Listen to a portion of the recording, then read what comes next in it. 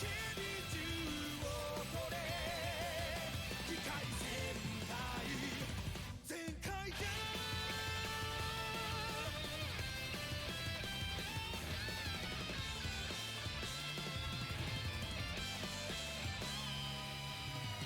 一人より二人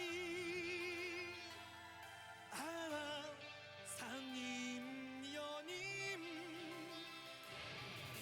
五人揃って全開じゃ進めどこまでもさあ全開 Go together 目指せビクトリー生まれてきた世界も勇気のカラーも違うけれど Go together 同じ正義抱きしめて戦う仲間夢をつなぐ虹となれ機械戦隊全開じゃ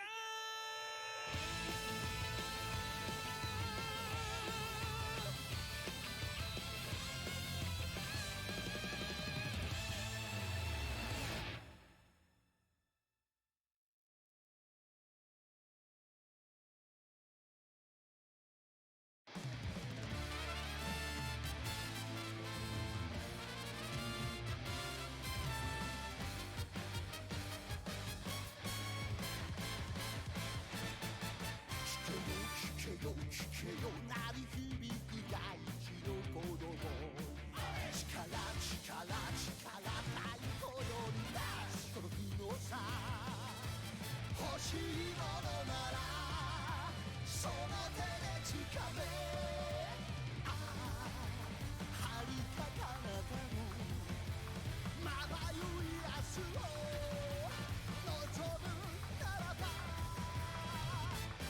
さあそれが古代のパワー合体だミラクルその胸に輝ける光星 Oh yeah それがあなたという陸よ宇宙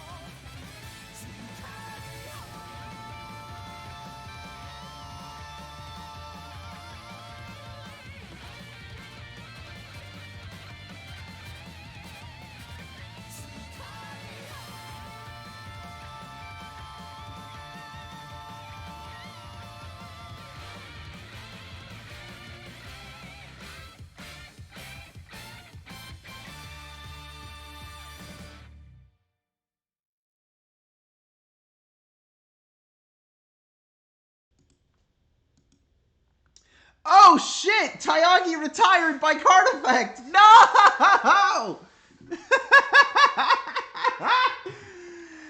Okay, well, first of all, we gotta get our Sentai gear of the day out of the way. Today's gear is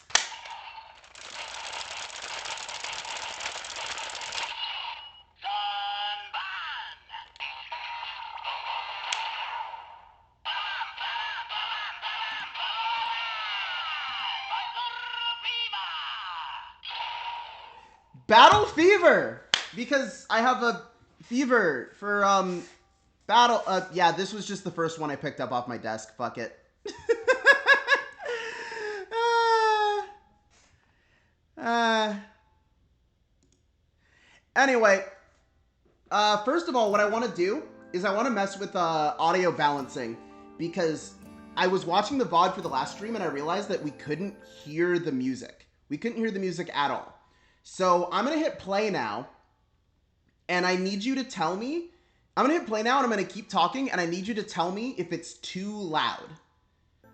Because if it's too loud, I can turn it back down.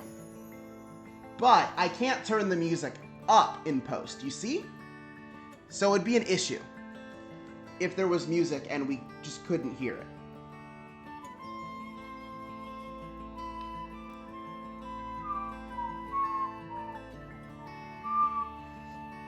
So, looking at the, bars, looking at just, the audio levels, this seems like it would be fine. But I do want to make sure that we are fine before I, dedicate a bunch of time to... Okay, you can hear it. Can you hear me, though? Can you hear me okay over the music? Because I want to make sure that I'm also not being drowned out by it. I want the sound balancing to be just right. You know?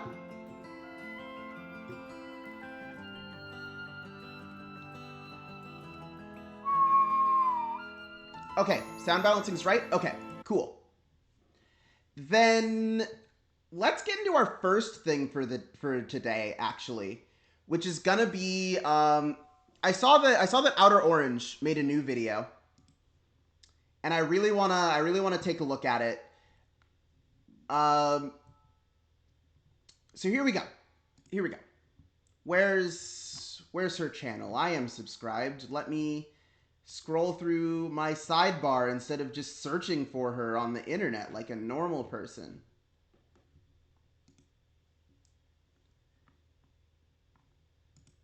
So the video is called This Subject Keeps Coming Back, and I already know what it's about. So I have to say this now. I have to say this now before somebody gets upset. This is the OT video I'm going to make, okay? I haven't made one before, and this will be the only one. This is where I'm going to get all of my OT opinions out of the way. Oh, I'm very good. Thank you for asking. This is where I'm going to get all of my Overtrigger opinions out of the way. And then it's done. There will be no more video from me about Overtriggers. This is the only one I'm making, okay? Are we very clear? I hope we're all clear on this. This is the only one. Don't ask me to make another one. And don't get mad at me because I made it. Both of those things. Here we go. Basically, I'm more using Orange's video as a jumping off point right now to remind me of the things I need to talk about. This is more my video. What's an OT? God, I wish I was you! Okay, so a new mechanic that's been added, introducing the strongest trigger, one per deck, the Overtrigger. So, the Overtrigger is a new special thing for Overdress, and with the Overtrigger, when it's revealed, This was a year ago. This was a year ago at this point. 100 million power. So not 10,000, not 100,000, 100 million power. I had to deal with this shit for a year. It has been a year and a half, a little over a year and a half, since we have had the release of one of the most craziest mechanics in Vanguard, also known as the Overtrigger, a card that has ever since it got announced has been causing uproars and uproars upon arguments and discussions and fors and against, and you name it, you name it. There's just been Hold on. We do have to go back. What the fuck was that Brant tweet?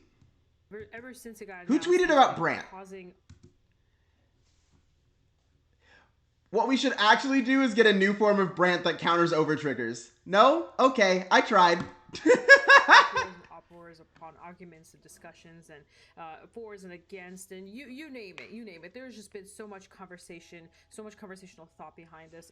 Right. So before we like hear anybody else out, I do want to say that the arguments, quote, for overtriggers are mainly just arguments of like inertia, you know?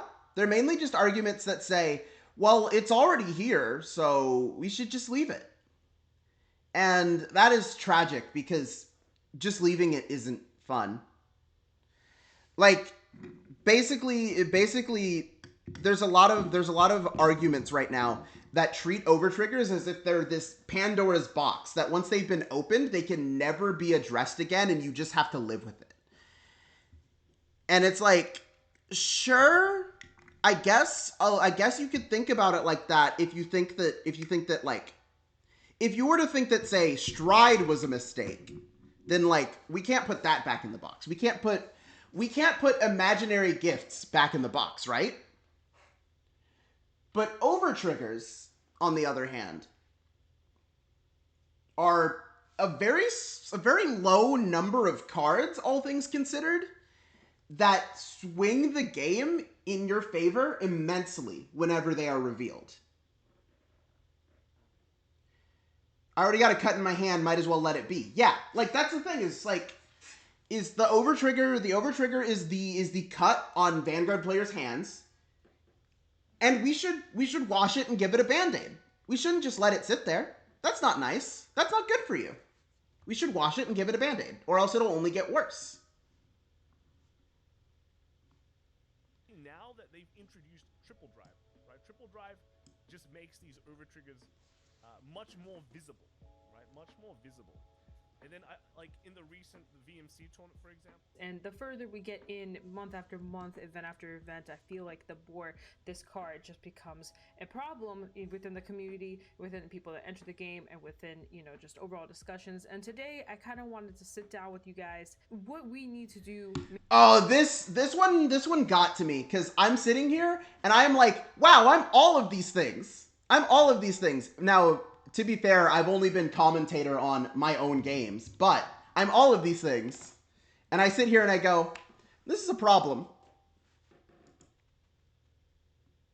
Maybe as a community, maybe just from person to person, what should be done about the situation that we are currently in, where the community is starting to split in half again after the BRO events that have happened about the concept of the overtrigger. By the way, for those of you not in the know, literally round 1 of EU BRO, right? Or no, was it round 1? No, it was literally like the last round of EU BRO. There was a Dimension Police player who was just absolutely 100% would have lost this fucking game, right? His opponent goes, okay, 3 to pass. And his opponent goes 3 to pass on his Geomaglis swing. And he just checks OT and doubles his power and crit and deals 8 damage. What are you supposed to do about that? And you might be like, oh, well, the Regalia player should have been playing PGs. But like, this is such a pie in the sky scenario of OT exactly on Geomaglis dealing you 8 damage. Who's going to think about OT on Geomaglis when they're building their deck? There's not really many other situations where you're gonna desperately need that PG, because nothing else in the game is going to deal you 8 fucking damage. Hello and welcome. I am Outer Orange. In case you guys do not know me or are unfamiliar with who I am a content creator. I am a commentator. I recently commentated for the Bushiroad Rumble Online 2022 for the premium formats. I play competitively. I've topped in multiple events. I'm a very frequent tester of all three formats. I play in all three formats. I have decks in all three formats. I make content in all three formats. So I would say, as someone who's been very active in the game, I feel like anything I have to say or anything that I decide to talk about today is pretty validated. There's been a lot of thought behind a lot of this. I truly mean what I say, and I went through a lot of experiences, and I hope that you'll listen to me. For those of you guys that may not believe that this trigger needs to go, or maybe you are currently Bushiroad that's watching this, maybe this video will help you understand sort of the reasoning behind why. I like the way she put that. If you don't think the overtrigger needs to go, or maybe you are Bushiroad, I respect that a lot. I respect that. Trigger, maybe why even some people are for the trigger, sort of my thoughts and everything. I've wanted to make this video for literally months, but I've been holding off. I've been being very patient, actually. I've been waiting to see ban list after ban list, hoping that maybe something would change. Maybe we'll specifically touch a specific format, and maybe the overtriggers will be changed. Maybe we'll get something that will maybe even nullify them, maybe a different kind of sentinel, just anything to kind of justify a reason to want to Yeah, like that's the thing, is I want OTs gone. I want OTs gone so bad. And so a part in this discussion is casual players being like, okay, you only want to get rid of OTs because you think Vanguard is a tryhard game. Why would you get rid of OTs? But a key part to consider in this discussion is that if you are not a competitive player in any capacity, you don't actually have to worry about the ban list if you're playing with your friends. Because if you're just playing with your friends, the ban list is whatever you want it to be. As long as a group of players can agree on what the ban list is, that's the ban list.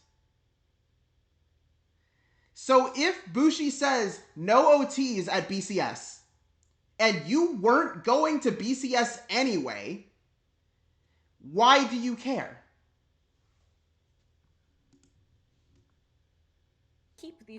keep the overtrigger in Card 5 Vanguard, but as the months have been going, we keep going down the same tunnel, we keep going down that same dark hole, and we keep entering that same argument with multiple people from the community. Some are more vocal, some are less vocal, some don't even know what's going on, some are new players, some are old players. This topic has been coming from every direction possible. It is no possible way that you have avoided it, and this is the number one reason why I think this is actually an issue. So let's go and get started. The biggest issue with OTs is that, like, they cause people to not have fun to the point where the Vanguard community becomes less fun. Like, I can argue about, like, the ways that overtriggers harm the competitive merits of the game for days. But the bottom line is that if you open Twitter, it's the worst. It's the worst it's ever been whenever OTs rear their ugly head. So at this point, I would want them to just take this L so that this game can be fun.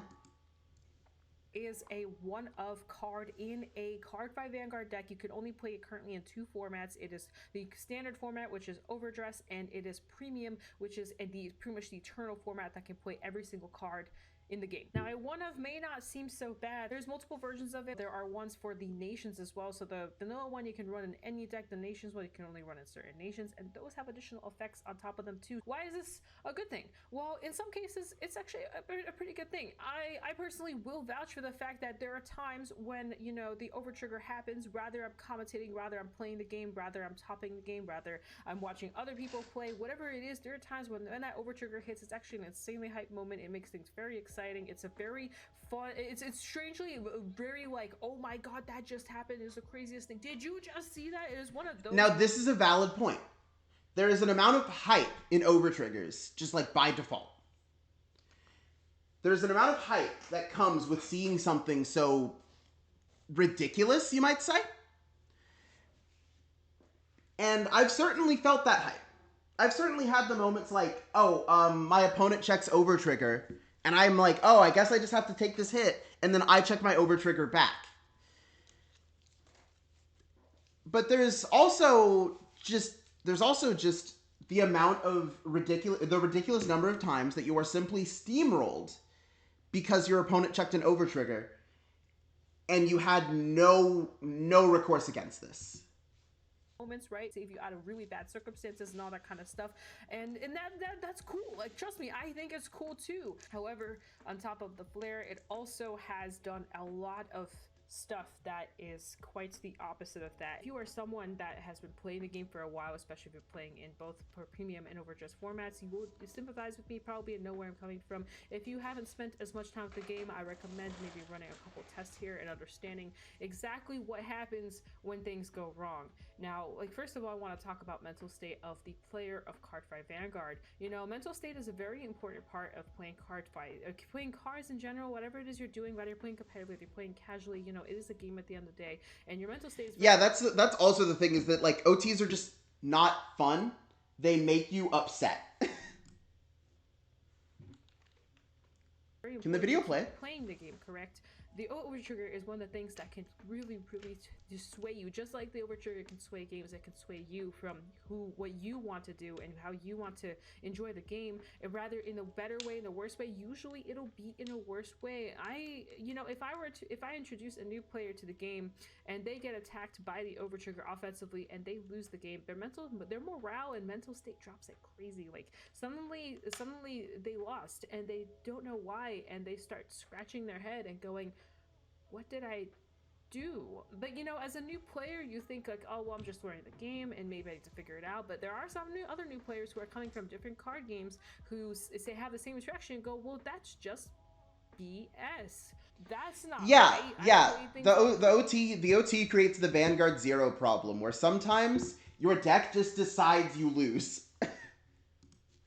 Well, and yet I got punished. Now this is what. And okay. Before somebody says something like, "Oh, well, variance is just a part of card games," usually this is an amount of variance that can be accounted for. Like, if my opponent checks a 10k, if my opponent is about to drive check for a 10k trigger, I can play in a way where I can play around this extra 10,000 power. I can guard 2 to pass. I can guard 3 to pass. I can guard no pass. There is no combination of shield values other than exactly a PG that stops any attack that is powered up by an overtrigger.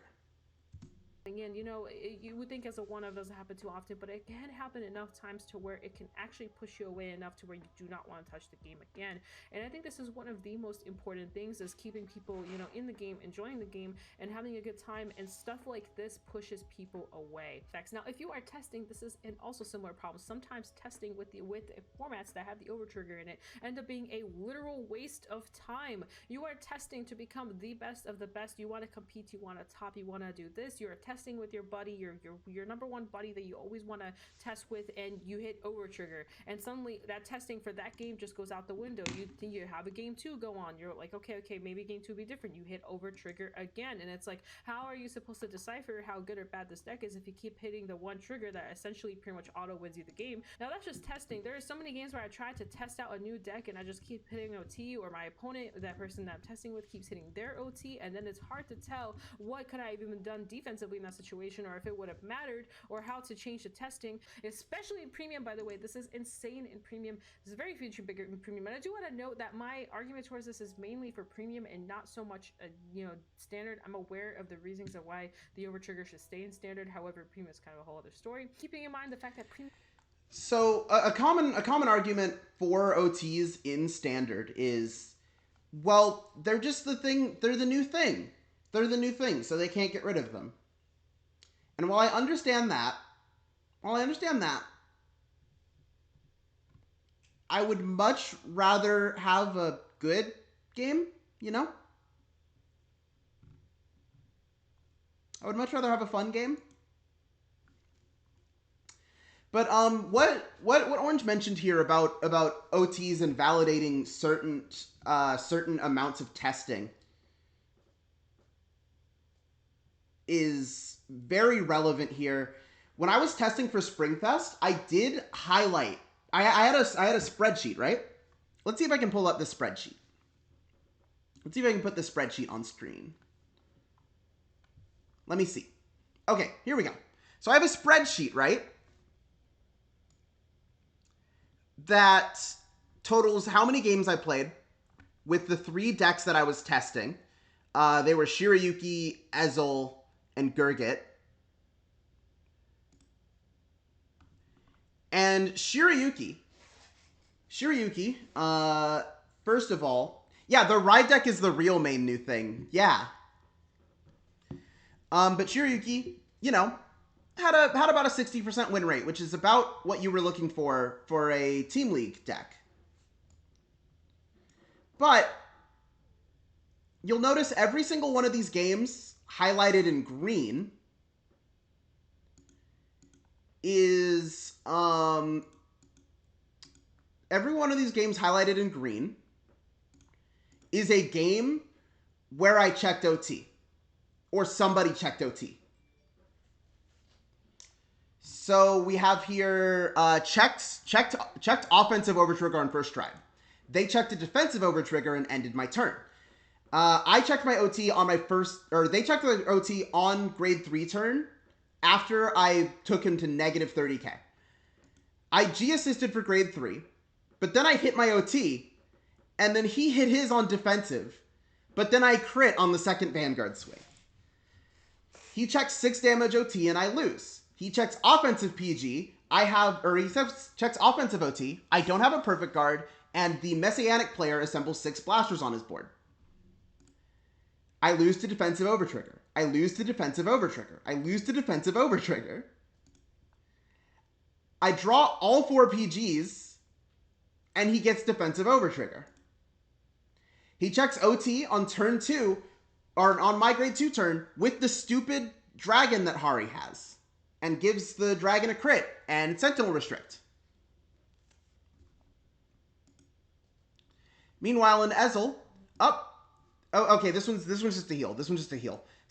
First damage OT. 6 damage OT. Offensive OT on his grade 3 turn. Gurgit I didn't play enough games with testing for Springfest, but you get the point.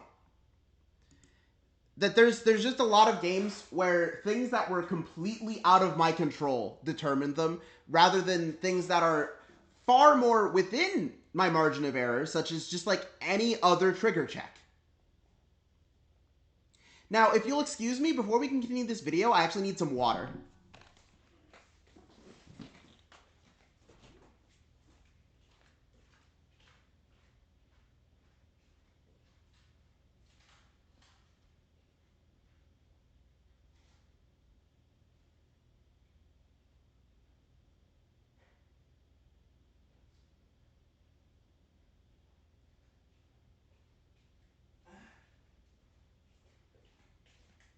All right, I'm back.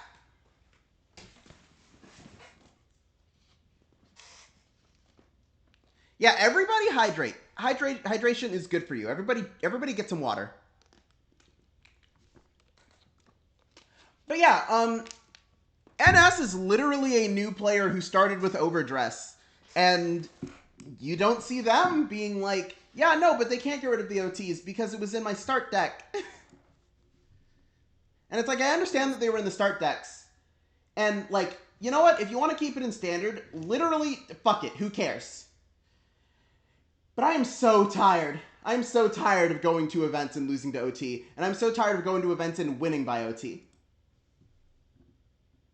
Extremely in depth. There's so many ways to kind of manipulate the overtrigger itself to bring it back to deck, to stack it, to do whatever. That these can happen more often than not. So sometimes it makes games go longer because there's a 5th heal in your deck, and it extends game time because if you keep checking heals and you check OT on top of that, then suddenly you're in the game for longer. And sometimes it goes in the wrong direction where things can happen in a timeout situation, which is another reason why the overtrigger kind of screws you over there.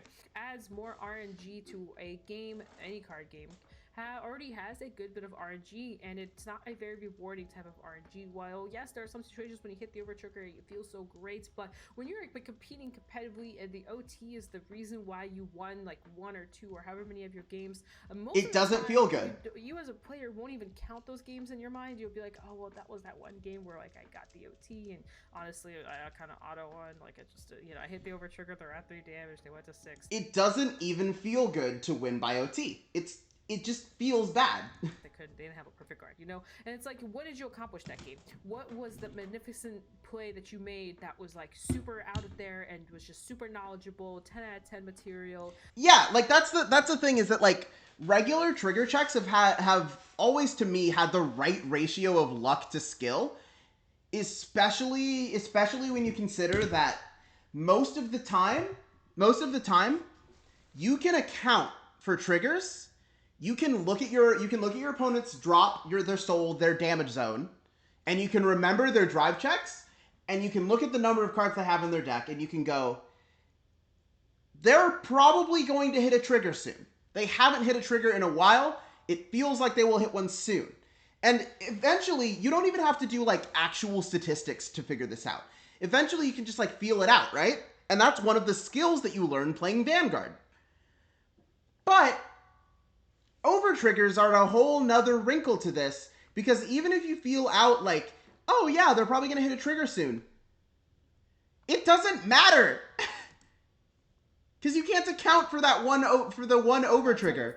And guess what? If you use your PG to account for that over trigger now and you're wrong, you have officially failed to play around the OT, and it will just come back later and kill you anyway.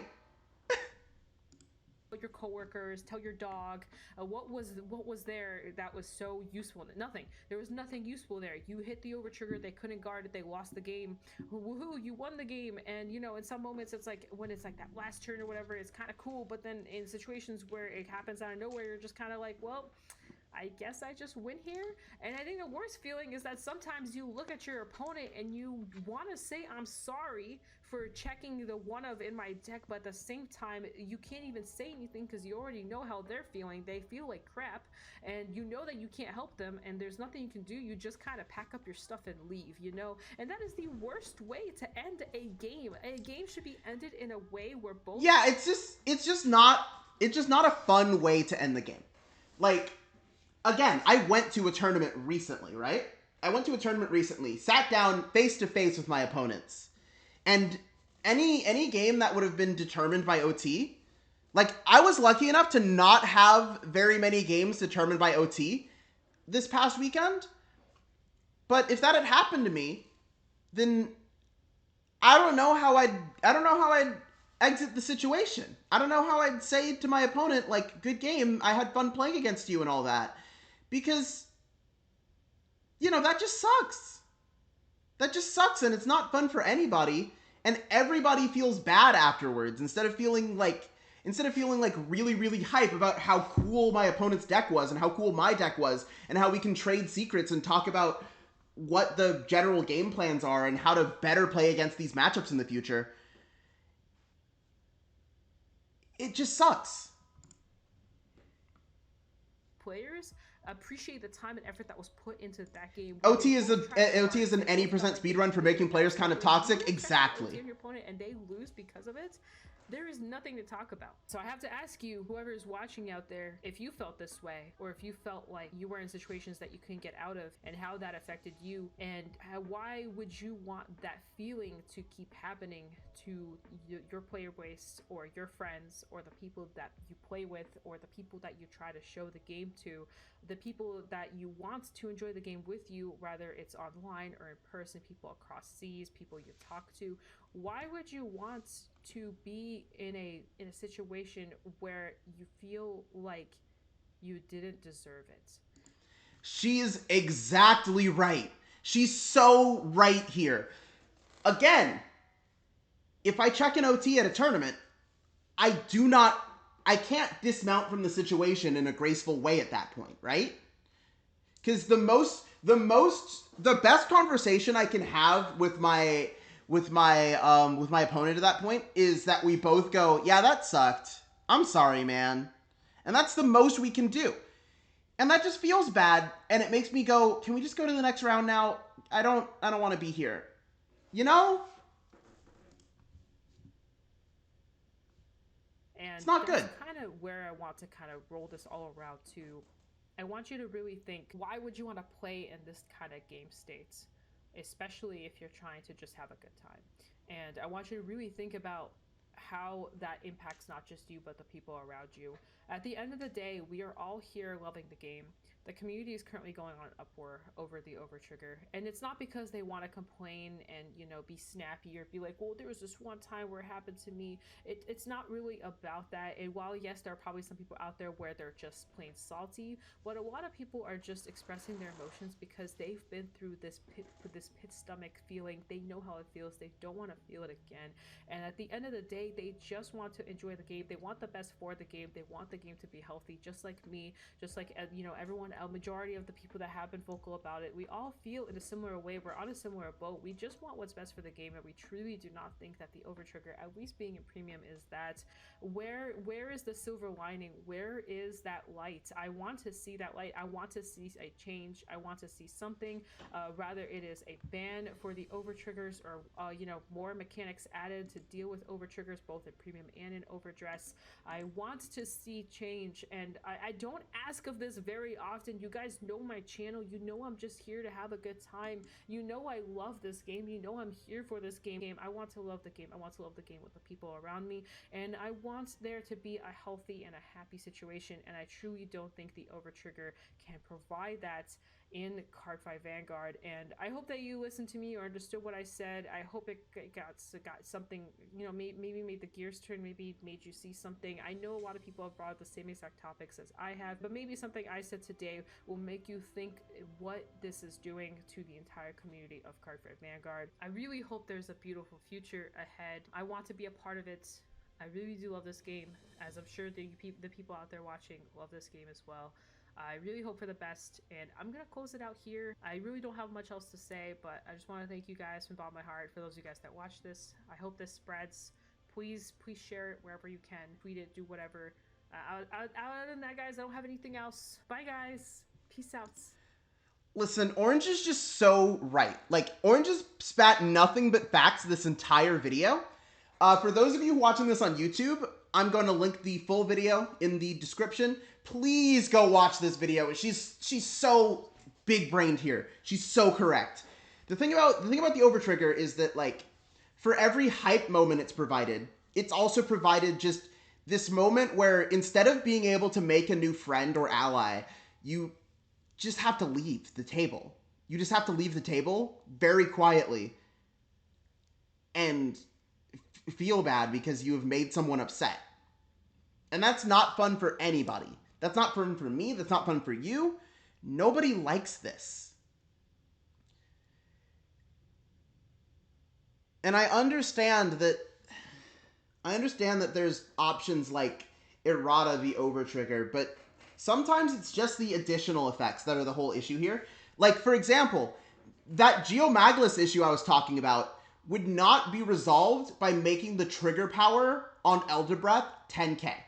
Because it would still give its 10k power, then double Geomaglis' power in critical. The game would still end because our opponent took 8 damage. And that's just not... that's not fun or interesting for anybody. And again, I don't want to be a negative Nancy. I just want to let everybody know that this is something that should change. It would be very good for the game if it changed, because I personally think Premium is one of the most fun, like Premium Vanguard, one of the most fun card games I could be playing right now. And I want it to stay that way. And it only gets more fun if we're not randomly auto-losing games, right? I don't think this is that controversial of an opinion, and I hope it stays uncontroversial, even though it sure feels like a lot of people are yelling about it. But there is actually one more thing I wanted to talk about, one more thing that I thought Orange would bring up, and that's why I watched this, that's part of why I watched this video on stream, was because I thought she would bring it up and then we'd talk about it. But she didn't, so I'll just bring it up now. Don't yell at random people on Twitter about this, okay? Because, for example, I'm personal friends with the owner of Bad UU Tips, and they've gotten a lot of like bullshit lately over literal shit posts. Like there was this one post that they made that was like, they complain about overtriggers and yet they play them in their decks. What hypocrites. And if you look at the account it came from, being Bad UU Tips, it's so obvious that this is sarcasm, that this is a shit post. So please do not go, oh my god, the toxic casuals are posting about how we're hypocrites for playing the OTs in our deck when we're allowed to play OTs in our deck and we have to. This is not an example of that. It's okay. But other than that, I think that's it. I think that's all I have to say on the overtrigger discussion until it happens to me on stream again. Later. Okay, no, nobody leave. Nobody leave. Nobody leave. I was just closing out the video. Nobody leave. Nobody leave. We're going to play on CFA now.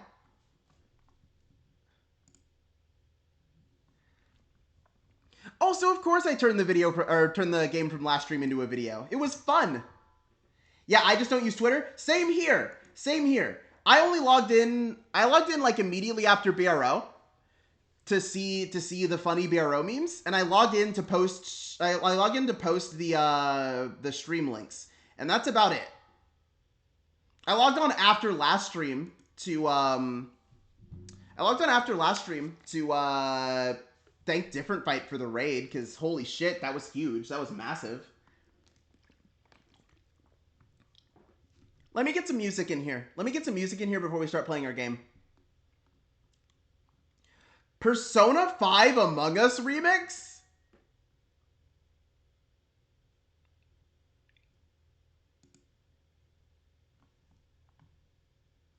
We're not playing Persona 5 Among Us remix, don't worry. Oh, new follow. It's Duff Dude. Thank you for the follow.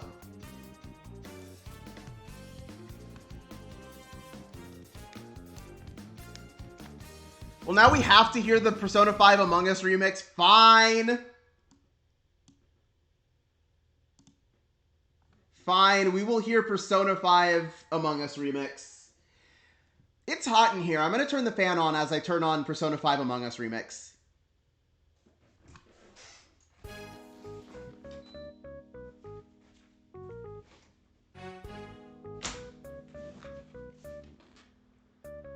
What the hell? This is kind of good. This is kind of good. What the hell? See...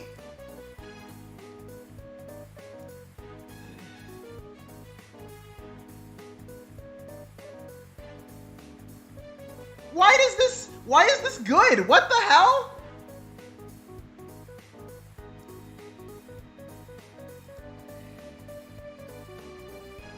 This isn't supposed to slap this hard.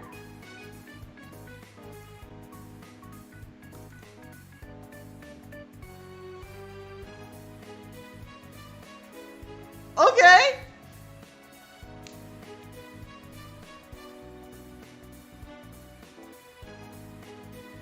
I genuinely thought this would be like Among Us Fart remix, but it's a Persona 5 song. And no, they went all out for this. What the fuck? Yes, certified banger. You're right.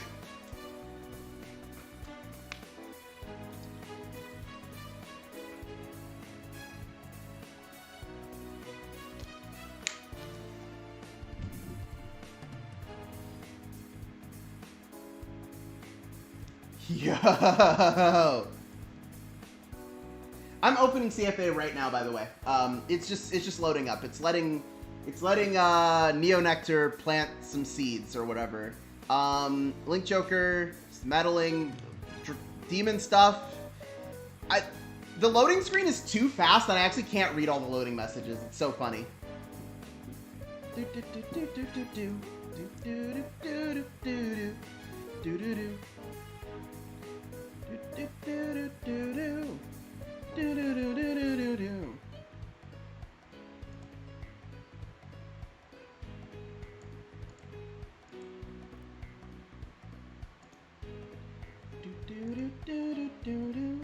Yeah, CFA has a loading screen now.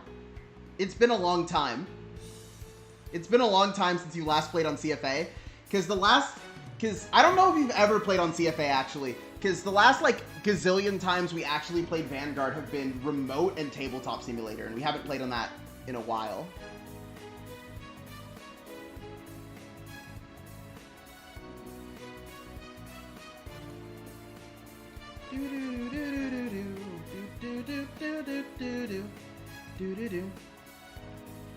Why is this good?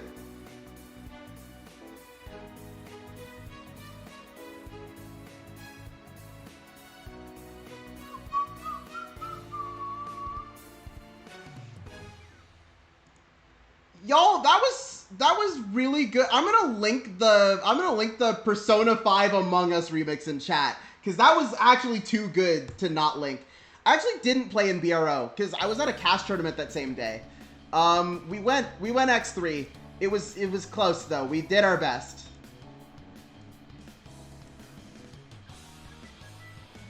But yeah, I had a cast tournament the same day as Premium BRO, so I just didn't play in it. And then the issue with playing next week is that I want to stream Xenoblade 3. Or sorry, the issue with playing this week is I want to stream Xenoblade 3 on Saturday. You guys can actually check my stream schedule, by the way. You guys can check my stream schedule. I've updated it now. Is this overlay working? Yeah, this overlay is working just fine.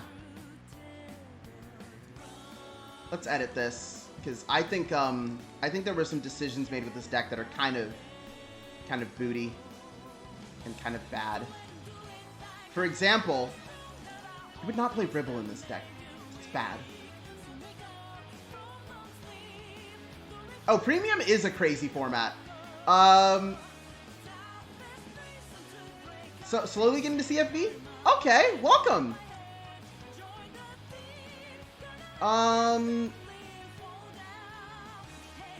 I could show you a stupid, like, uninteractive deck that wins like a third of the games it plays.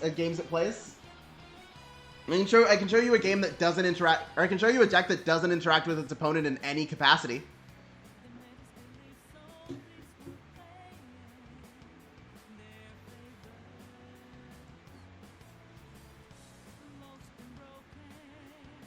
Because I think that's what we're gonna play today. We're gonna play Mystery Flare on stream today.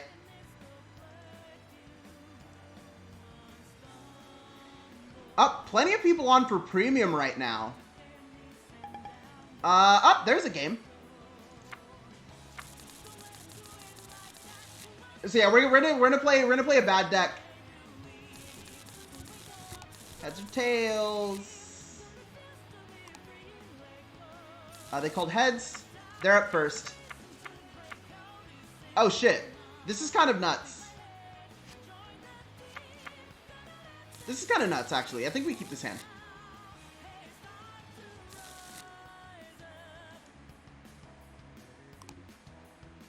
Lurking and working, as you do. They're up first. They've got Running Sniper. What are they gonna ride for grade 1?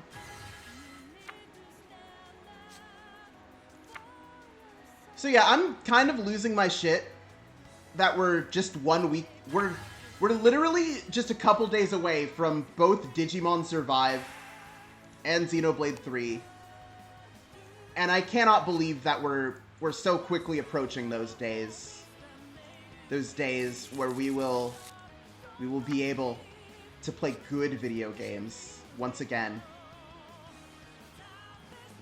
We're gonna swing for 8 at Vanguard.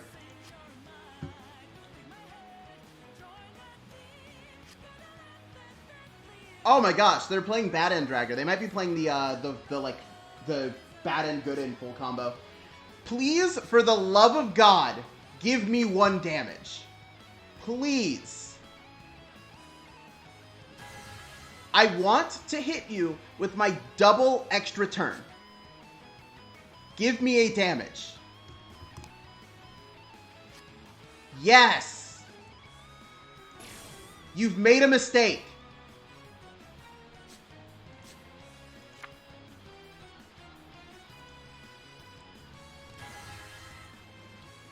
The skill of Lost Break Dragon is going to bind Time Tracking Dragon from the hand. And then let me draw a card. Then I'll call Lost Break. Use Lost Break skill to bind a Gray Exhaust Dragon from the hand. And draw a card. Then call Gray Exhaust. Use Gray Exhaust skill. Counterblast 1, and Time Leap Lost Break Dragon. I bind Lost Break Dragon, find another grade, or find a grade 3 from my deck and call it, and shuffle the deck. Then I use Time Jarrett Dragon skill to put Mystery Flare Dragon into the soul and draw a card. So what we're setting up here, what we're setting up for here is a double extra turn from Mystery Flare Dragon.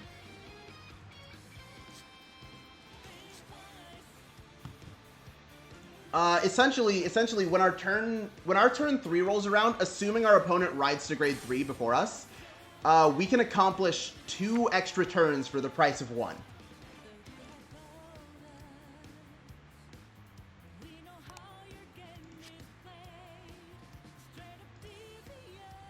At the end phase, this goes to the bottom of my deck, and we return the Lost Break Dragon that we bound to the field.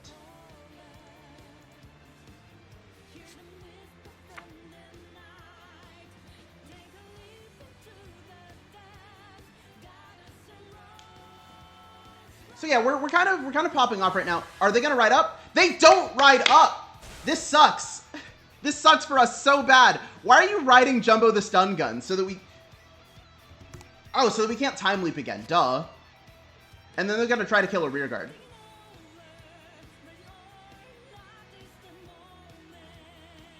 They're gonna try to kill a rear guard with Black Panther.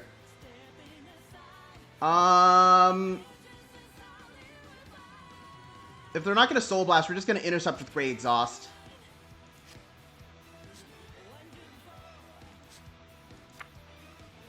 So the issue here is that their first stride definitely fucking kills us.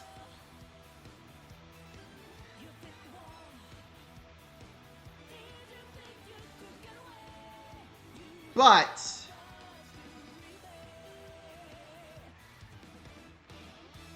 hold on, how many cards do they have in hand? They have 8 cards in their hand. Do you guys think if we go for it here, we can get it? Up, who's raiding? Different Fight is raiding again. What's up, man? Holy shit. Do you guys think if we go for it, we can get it again? Yo, okay, Different Fight. Last time, I had a emote spam on the. God damn it, Nightbot! No! It's a massacre!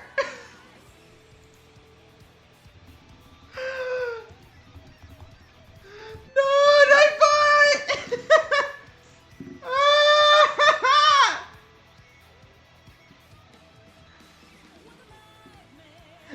Okay. I think we can get it. I think we can get it if we go for it here. Listen, I don't want to turn Nightbot all the way off, because I have Nightbot here for a reason. But holy shit, does Nightbot's auto mod keep getting in the way?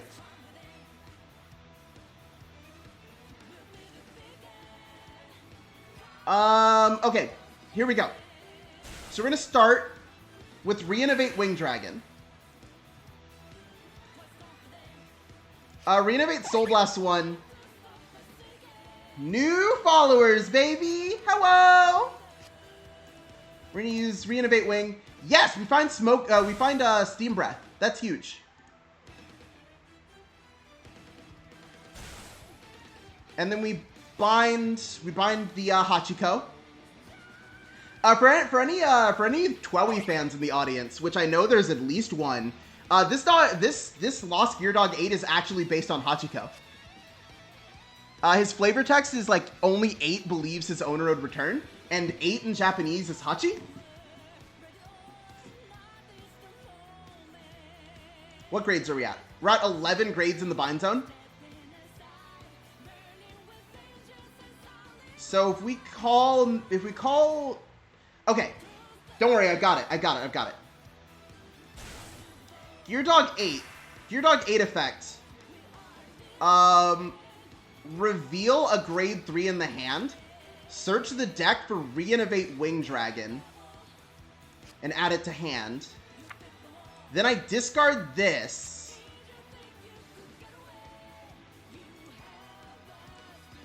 Call Reinnovate Wing. Skill. Soul Blast 1 to bind this and bind this. Check the top 3 cards of the deck. Call, and bind. That's 18 grades. That's 18 grades right there. Ran, thank you for the follow. Who else did I miss? Anti-Sigma, thank you for the follow. Let me open the thing. Dude, I am telling you, we're reaching affiliate today. Or at least I think we are. I don't know how many days I've streamed this month. Because if this is the 7th day, then we are hitting affiliate. So that's 18. Because then we just call Lost Break and bind Mystery Flare, and we get there.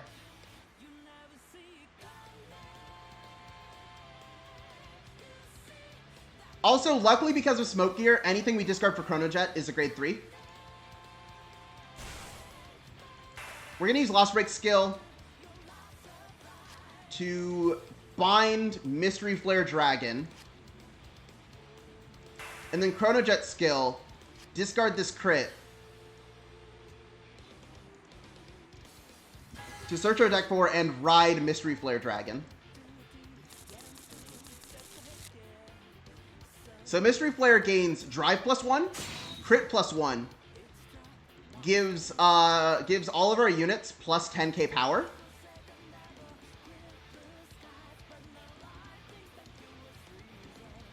And we can take an extra turn after this one. So we're going to start with Mystery Flare. 3 crit, 3 drive.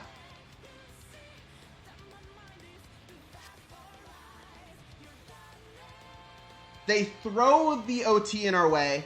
We were just talking about those. OT to pass. Critical trigger. All effects to Smoke Gear Dragon. Second check, no trigger. And final check, no trigger.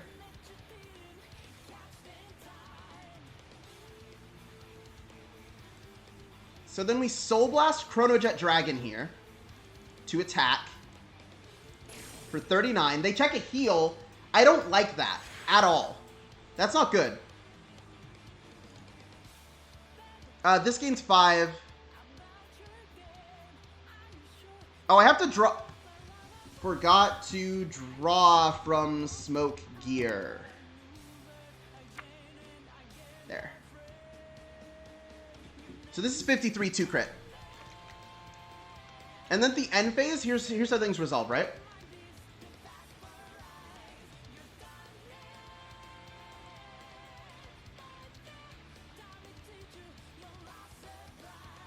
This is 53 with 2 crit. And I feel like this is an okay thing to do into grade 2.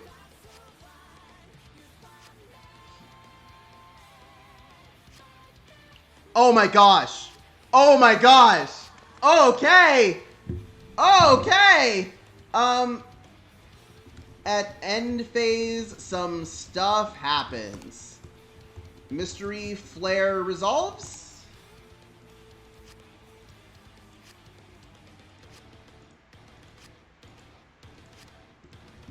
And I'll take an extra turn. Chrono Jet retires Mystery Flare. And I ride from Soul. And I'm explaining this to them just to be safe. Then the new Mystery Flare resolves. I have a second extra turn.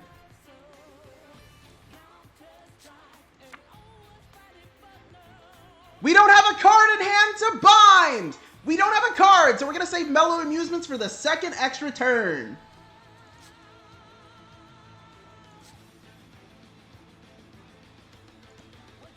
We're going to start with 15.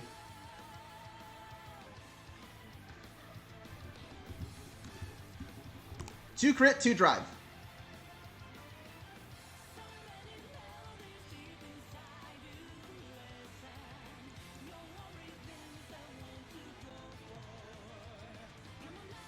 But yeah, I need to say welcome because there's a lot of new people here. Hold on. Yes, your Vanguard goes back to 8K. By the way, if you read the title, you can type !Discord and join the Discord that's linked to get viewer games. Because I have a whole channel set up for viewer games. Can we please check a trigger where it matters? Please?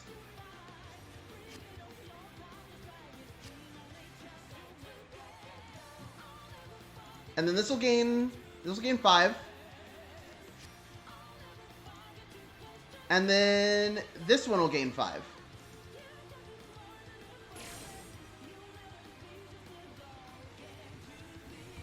Looks like we'll be using that third turn. We cannot ride during the third extra turn. But what we can do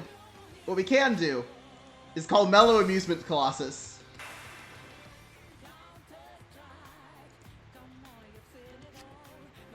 Very cool that I'm explaining. Thank you. I love doing this kind of thing because it's like, first of all, it's easier than just sitting here and talking about nothing, right? Because, like, you have to call 2 cards at a time to guard now. So we'll go 15, 2 crit. 2 crit, 2 drive. So now it's physically impossible for our opponent to guard our attacks. Because they only have 3 cards in hand and we have 3 attacks and they have to use 2 cards for every attack. So, we are effectively guaranteed to win this game here. Unless some, like, real bullshit happens. Oh, that hurts! Oh, that's so sad! Just to make sure we hit over all their heals. Just to make sure we hit over all their heals, we give them a crit. But yeah, that's Mystery Flare. I don't think I can play this deck on stream anymore because the thing about this deck is it basically just plays with itself to see if it wins. It's like if I can get to the 19 grades in bind zone, then I win, and if I don't get to the 19 grades in bind zone, then I lose, and that's it. That's the whole game.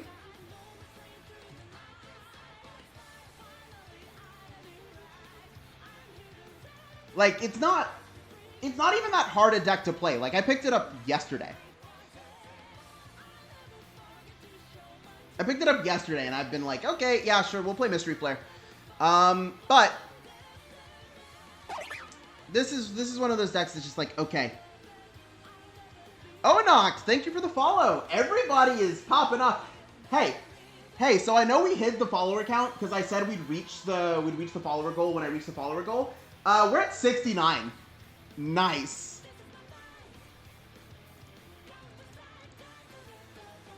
I want to play a different deck now. I really want to play a different deck now. I can't just keep playing Mystery Flare. Can we play something more interesting, I guess? So, let's see here. What do I have built? I have Bugs, I have Liberators, I have Shirayuki, I have... interested in bullying Messiahs again? I could do that. I could totally go for that. Hey, get over here, Pradav. Get over here. Oh, that's Visus! That's Visus over there! Let's see if Visus wants to play me before you get over here.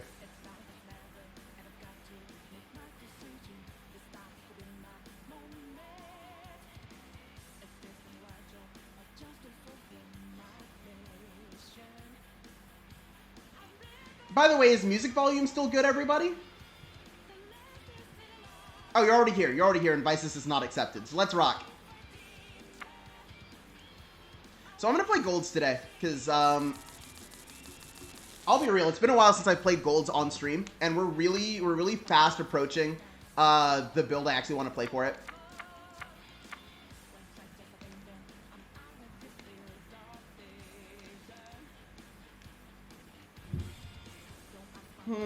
This is an interesting hand. I think we'll put this back, and this back. And this isn't Messiah? Alright, play it out, though. Play it out. Let's see what fucking happens. It's Blau! Okay, yeah, I can get with that.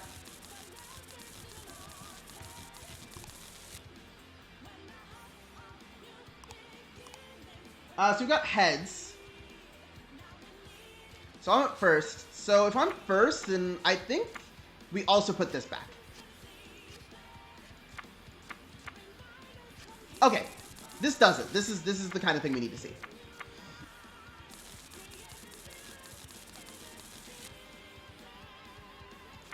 We're playing Holy Shine today. We're gonna ride into Kirf.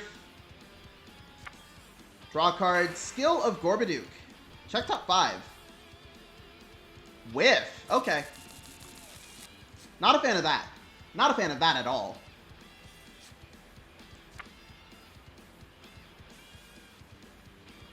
This deck is also pretty simple. You basically want to create just a gazillion Excel markers and bash your opponent's face in. 1 to pass. No guard. They check the heal. We take a damage. It's Balin. Stand and draw. Ride Aglavale. So when Aglavale gets placed on Van, we can counterblast 1, check top 3, and find Josephus off the top. That's what we like to see. Oh no, not the Balin. 0 PTSD. So we're going to Soul Blast 2 to draw a card and countercharge 1 with our Josephus here.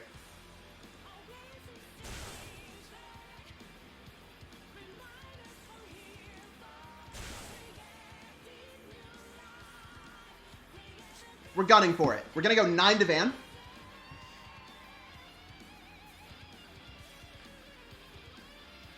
There's a lot of attacks here. There's a lot of attacks here, and luckily none of them lose to Heal Guard. Especially if you can't check a defensive here. Oh my gosh.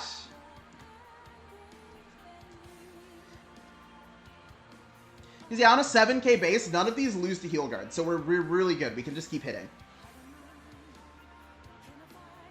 So now we're going to go 22 to 7. If this hits, we can look at the top card of our deck, and we are allowed to call it to rear guard if we want.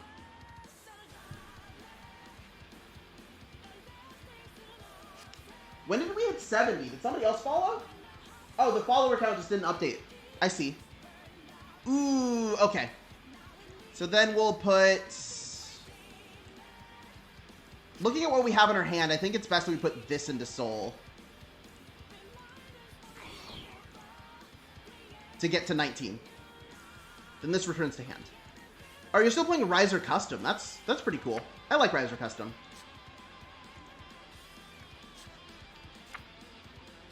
Like, Riser Custom is such a unique card in that it attacks on the first turn. That's so fun.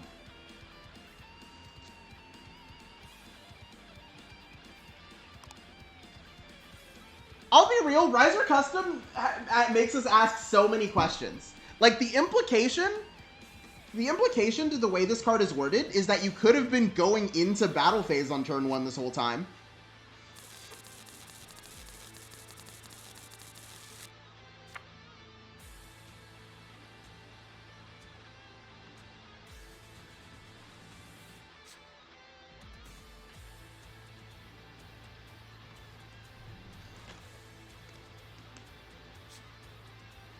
Okay, here's what we're gonna do.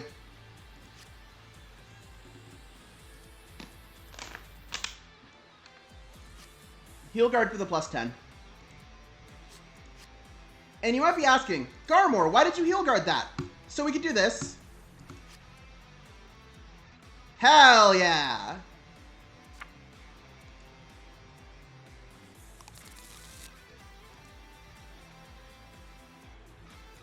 So we're gonna remove this, and we want rear guards, so I think we'll just get rid of one of these. Not the rest to hand.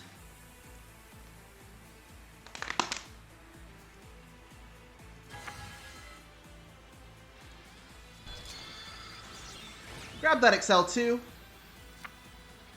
And here we Holy Shine skill for Percival. Tragically, we cannot use Percival skill. Just the old Blau deck with OT stapled in. That's so funny.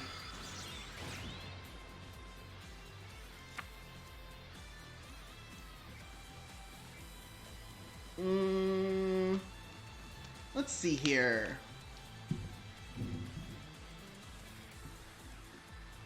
So go to main phase. Call this. Call this. Call this. Percival gives them +5.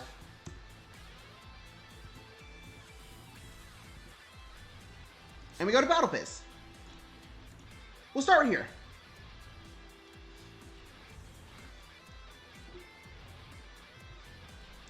This is definitely like a heal guard worthy point. Because like... Yeah, this is definitely a heal guard worthy point. Because heal guard guards this attack. And then... I don't know, maybe Vanguard Swing is where you drop the heal guard realistically.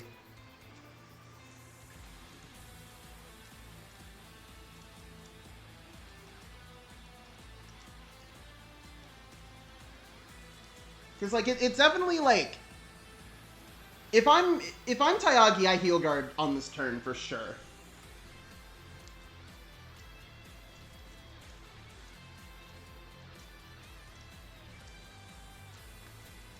But the question is when. Because like then they'll also still cost additional cards in hand. But like if you heal guard against Percival here, that puts you at 24-34. That's a no pass. And then you just need 5. You just need 5 for the Providential, and then you probably just take the Aglavale and go to 3, maybe something like that. That's what I would do with no knowledge of what else is in your hand besides that there is a heal guard there.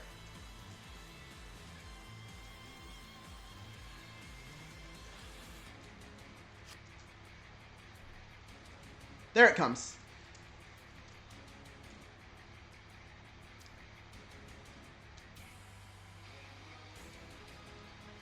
So what effect are we taking here? The +10, the minus crit?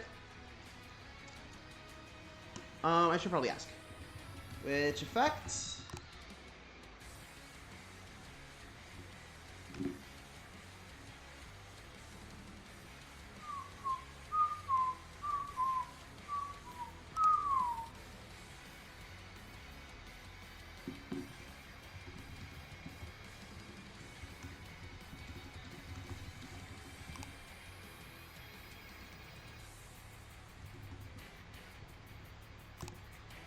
I should probably explain. Pranav, it's the heal guard's -2 crit ability is only until the end of the battle in which it's activated.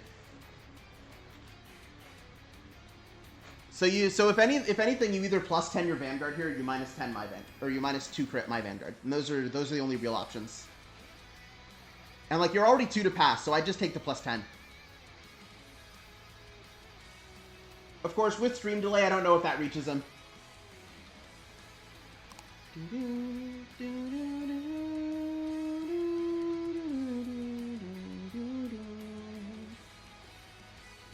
Takes the plus 10. Crit. We will put that on Aglavale.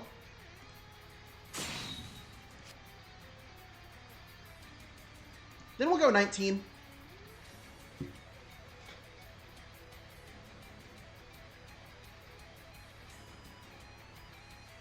The Blaster Blade here is like an easy push into Soul.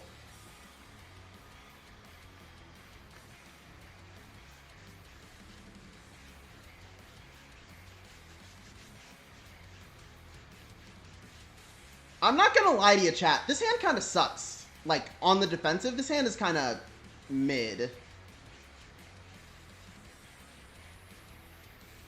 But there was also nothing I was gonna do if I didn't push here.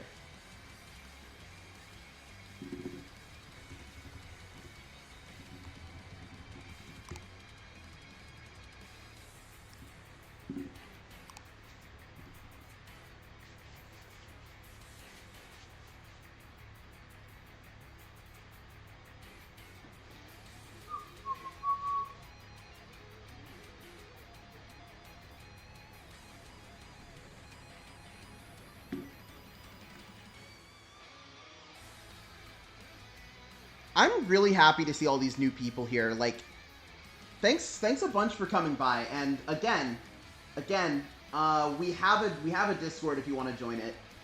I chat there pretty frequently, and I will chat there more frequently as more people show up.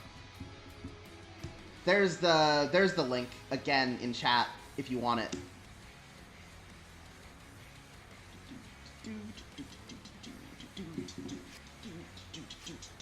So that one gets a 5 that we lag out for the entirety of. So then this one gets to be 39-2 crit, baby! No, not the draw trigger!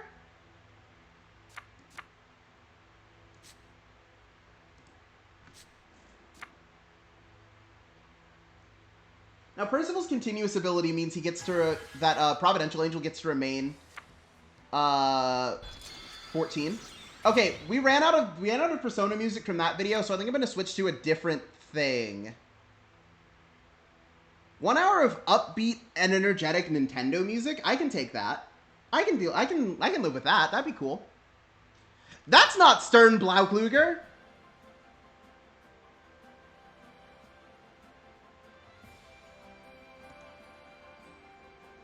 That's not Stern at all! What happened?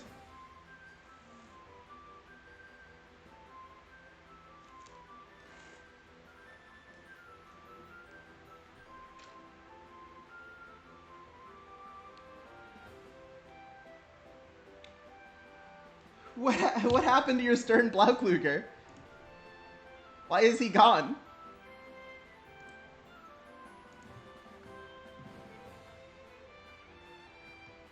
This is so sad.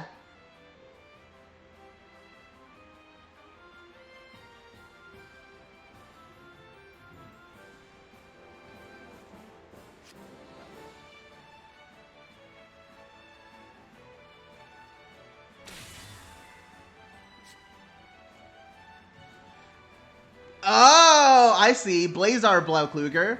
Let me read this card. It has a limit break, and we have given you limit break. I would like you to heal now. Just once. Just exactly one time. At the end of the battle, this unit attacked, if you have a Blau Heart, you can counterblast 1 and discard 2.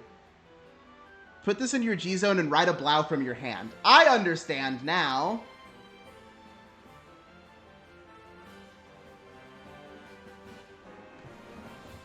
So yeah, this is the fastest no guard of my life. There's no reason not. Woo!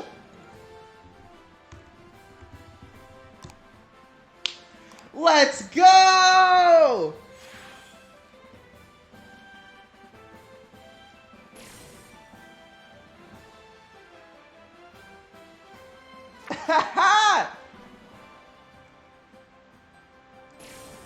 You will bear it! My curse! I have also never resolved the effect of Blazar Blaukluger. And neither will you! No one will resolve Blazar!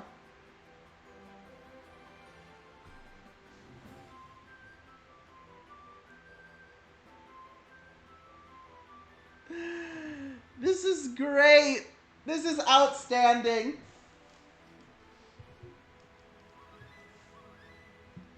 Imagine getting got like that. I'll take this one also. Oh my god!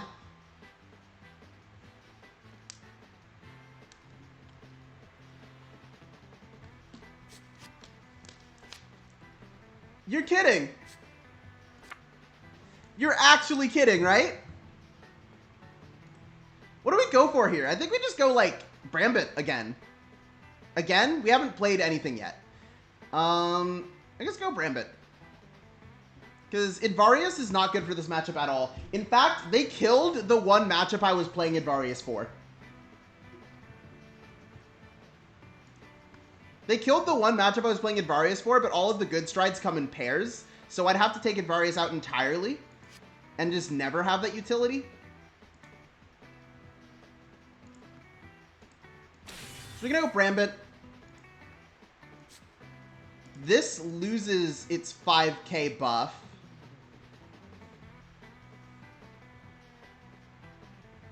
Excuse me.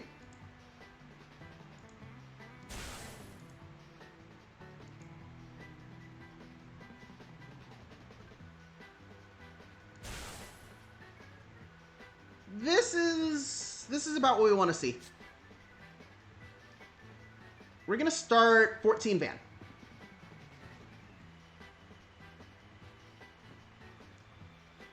Our attack sequencing is pretty crucial here because we have 14, 17. Aglavale swings for 24, returns to hand. And then Brambit puts whatever we don't put into soul with the Aglavale in the bottom of the deck. Draws us 2 cards. Then we go Aglavale and, like, probably Fallon. Like, Aglavale plus whatever we draw, I guess. So next is 17.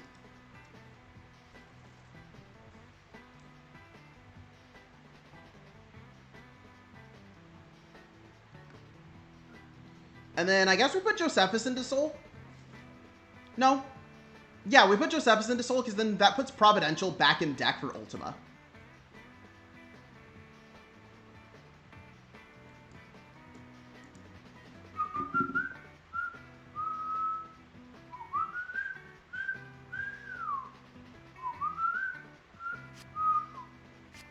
How is everybody today, by the way? Yeah, we'll put Fallon into soul, and then that puts Josephus and Providential back in deck. Because then Josephus can countercharge us 1.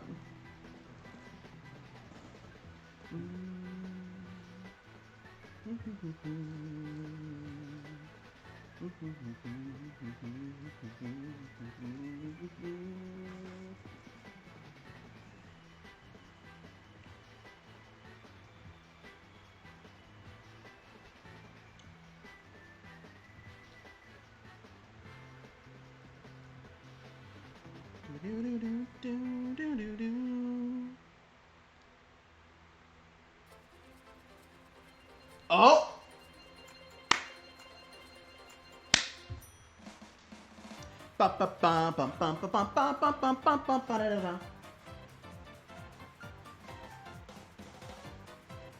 This is how it feels to do Brambit combos, actually, is Coconut Mall. This is exactly how it feels when I play golds. When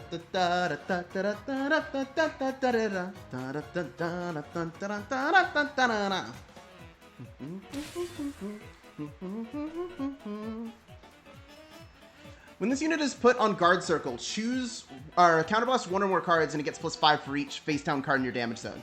If you did 3 or more, you draw 2. Interesting decisions.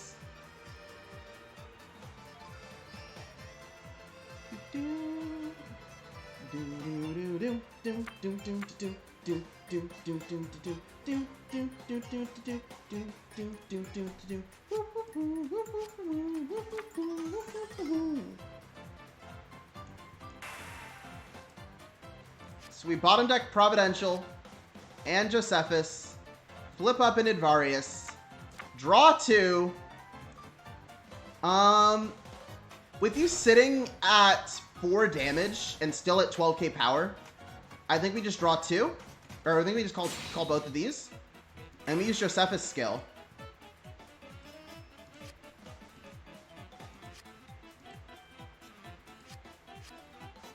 To draw a card and counter card 1. So this is 27 with a crit.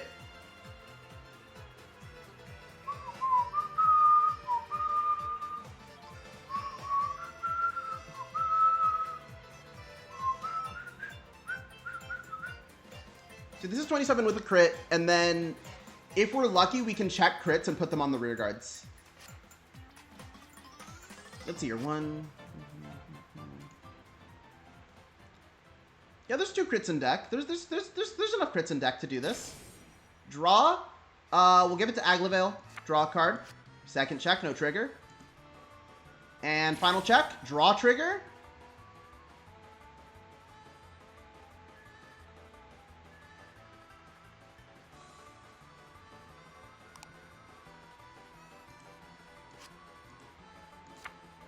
See, I was thinking about damage gating you here, but there's a high possibility that your hand has a lot of grade 3s in it.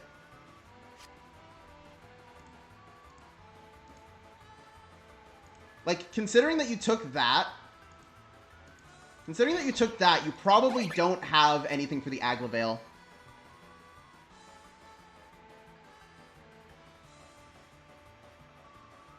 Alcioli Hilo, thank you for the follow. Oh my god, you have it for the Aglavale. Okay, fine. Alright. We'll just have to do this the old-fashioned way.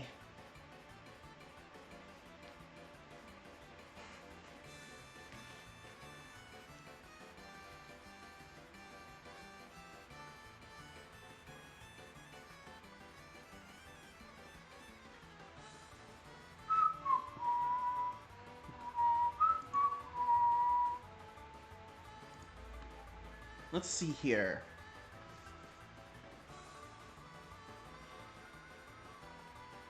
With the power of our bonds and our possibilities in hand.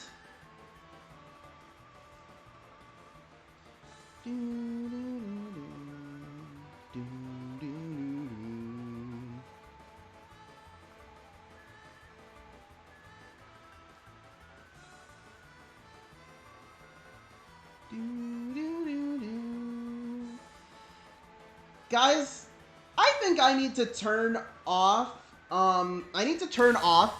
emails about Twitch followers after this. Cause like, I streamed 2 times. I streamed 2 times and Mr. Different Fight makes me get like 8 emails. 8 or more emails each time. My guy, you gotta calm down. So unfortunately, we can no longer expect a heal out of Blazar.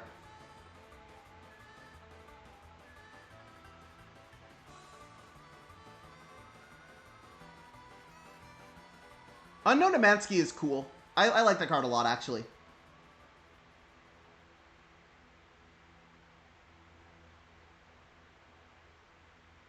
I saw like a Nova Grappler like almost infinite loop with it.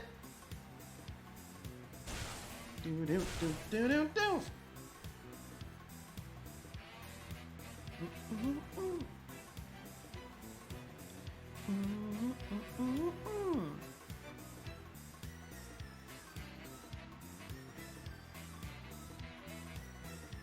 you got 3 cards in hand.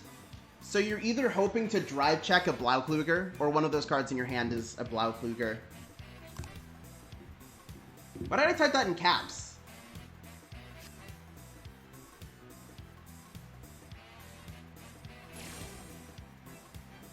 LB5 doesn't have an effect to get heal triggered X drive. Guess that's just me. Luckily, Blazar is only 4. Pronux still checks a heal here, but Blazar's only 4, so it'll actually resolve this time.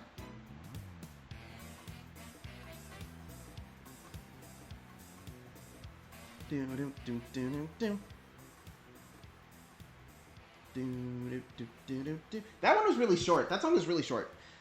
Discarding two copies of Regia Blaulands. Are you gonna ride into Sternblaukluge? Ah, ja, Sternblaukluge.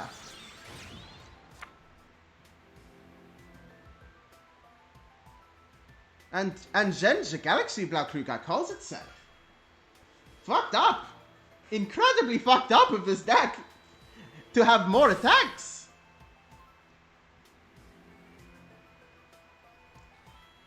Let's see here. So I'm going to think this out, okay? So you've got 1, 2, 3, 4, 5, discard 2, ride this, 6.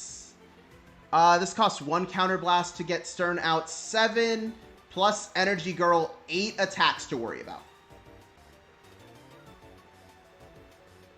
There's 8 attacks coming my way, and I have 1, 2, 3, 4, 5, 6, 7, 8, 9, 10, 11, 12, 13 cards in hand.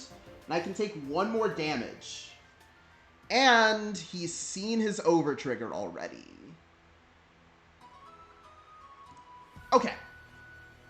I'm ready. We can do this.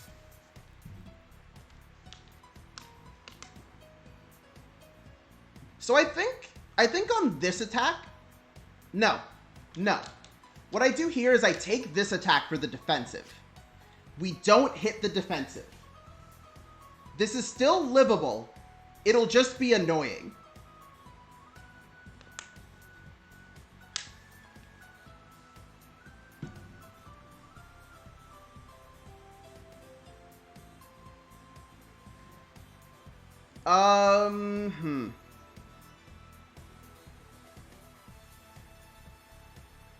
I think this one should just eat the PG.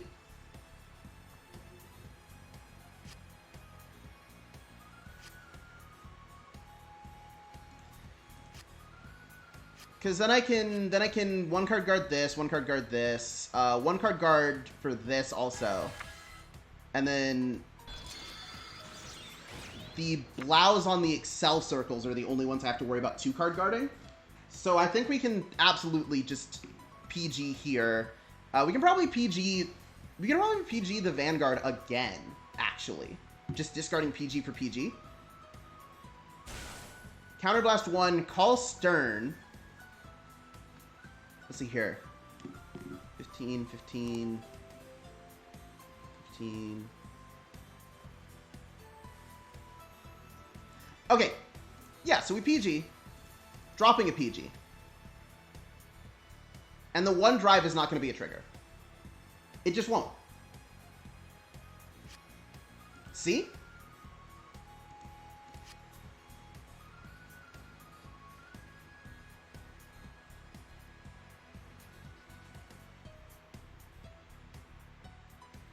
You just gotta believe in yourself. You just gotta believe. So we're gonna go into, how many Sanctifieds am I playing in this build? I'm only playing 1 Sanctified in this list? Gross. So we go into Sanctified. Soul Blast Aglavale. Check the top 2 cards of the deck. Call them both and draw a card. Woo! This is exactly what we were looking for. Oh my gosh. I'm so sorry, Pranav, but the game is actually over. The game has just ended. I regret to inform you that the winner of this fight has been determined. Wait, hold on. 1, 2, 3, 4, 5, 6. Yeah, the winner of this fight has been determined. Energy Girl will restand, the only one that makes me call 2 cards. Then we'll do this. Then we'll do this.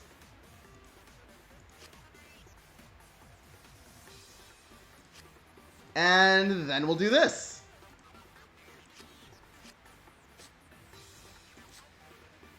I am so sorry, my friend, but this fight is over. Ultimate Stride, baby!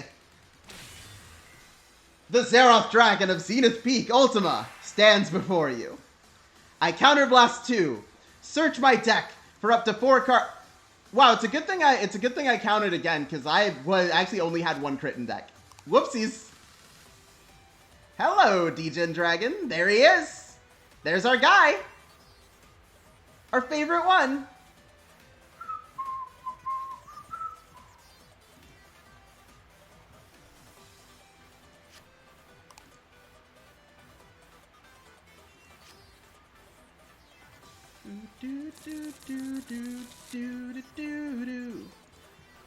So we'll call this and this. Top deck this. Top deck this. Oh, I goofed up. I goofed up because I could have gotten a booster instead of another Aglaville here.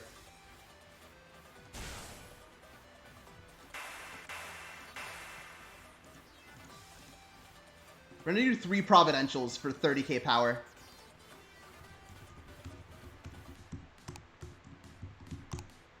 You may PG. Once. Da da da da da da da da da da da da da da da da da. So we got 37 from Ultima. There is 1 trigger in our whole deck, but everything's going to get plus 10 in a crit, which should be enough in this situation.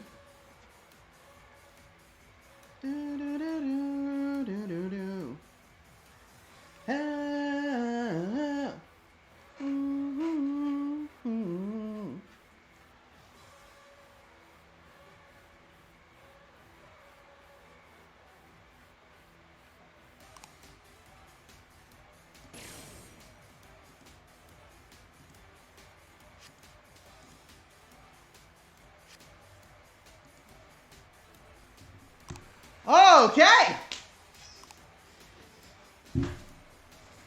We always have our guy, Ultima. He's always our friend. He's always there for us.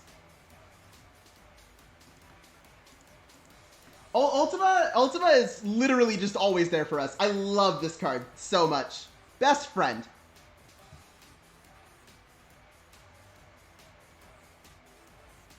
Always there to destroy.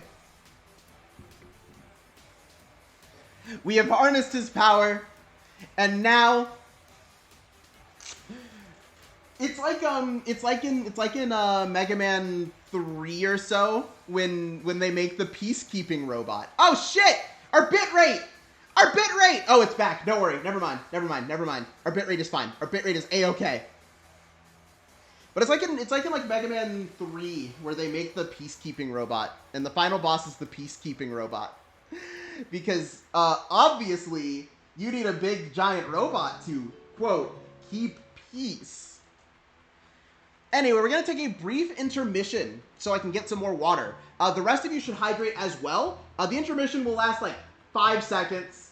But, when we come back, I can play a couple more games of Vanguard, and then I think we'll watch Ultraman Decker, because I said I was going to do that this stream. So, I'll give you guys like the summary of the things that happened in the first 2 episodes when we get there. But I do want to play more Vanguard first, and I want to get water. So be right back.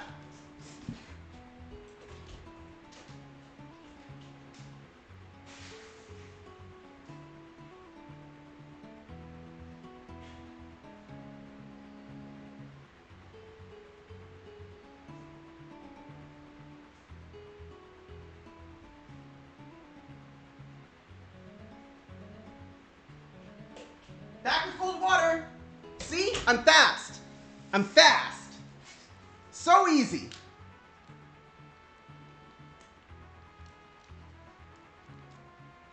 Whew. Do-do-do. Do-do-do-do-do-do. Huh. Let's see here.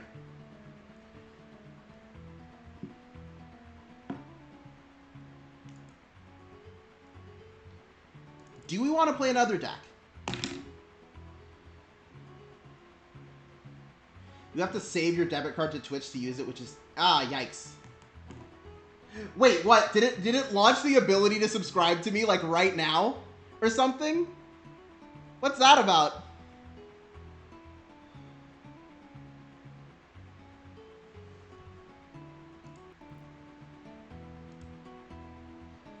I'm gonna look at my dashboard and see what's going on. Oh, okay, okay. So guys, if you come through for me on the Xenoblade screen, oh, you're looking at subs before. Okay, if you guys come through for me on the first Xenoblade stream, then that's it. We're affiliate, baby. We can apply for affiliate. Because I need to stream one more day. Literally one more day this month. And I'm there. There are 30 days in July, right? There's 31 days. So the next time I stream will be the 30th of July.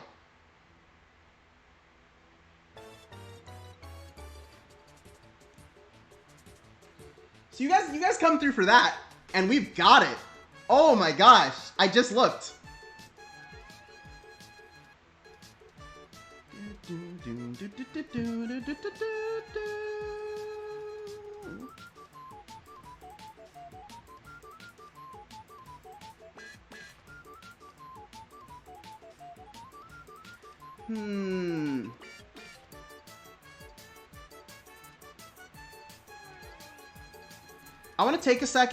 I want to take a second to look at Youthberg again.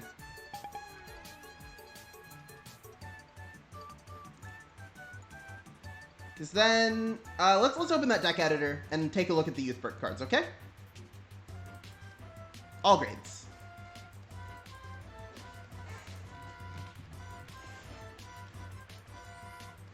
Worst case scenario, we still lurk on the 30th? Yeah!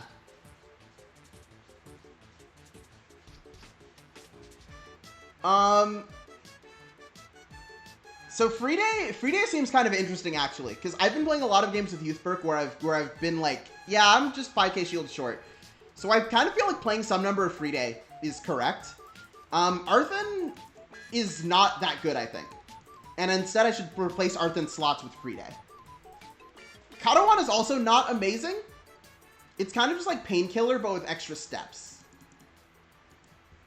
So we'll go to like 4 free day, and then we'll find like the next best grade 2, right? This one's a 15k attacker after I Revoldress. Yeah, this one's like a consistent 15k attacker.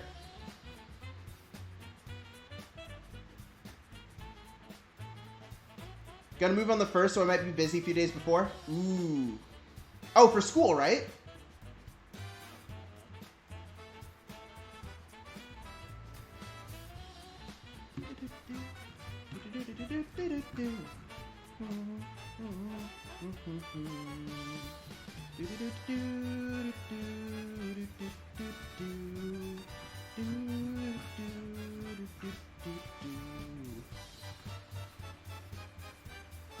If Darktrain didn't have the 3 or more grade 3 units requirement, we would play a Darktrain in this deck. For sure. Because then it's just a booster, and we don't use that soul for much anyway.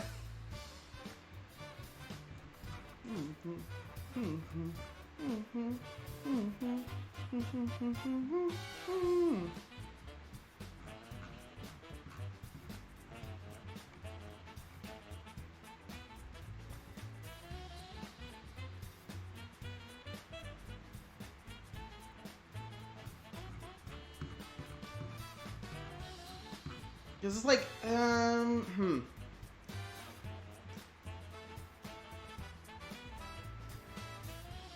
So like I've seen a lot of good points towards playing fronts in Youthberg because of the low rearguard numbers, and I'm kind of thinking that that's like correct.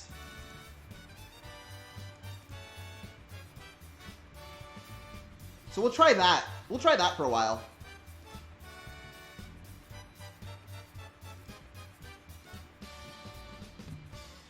Oh, did I tell you guys? The other day I was just playing on CFA just to fuck around, and my opponent was like, "Hey, are you that streamer?" My opponent was literally like, "Are you that streamer?" And I was like, yeah, actually. Huh.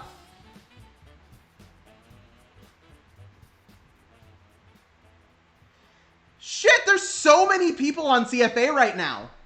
Is everybody, like, streaming Vanguard or whatever? Or, like, why are so many people on CFA right now? Because, like, there were so many in the main room, and then there's just, like, a gazillion in the standard room, too. Is there a tournament today?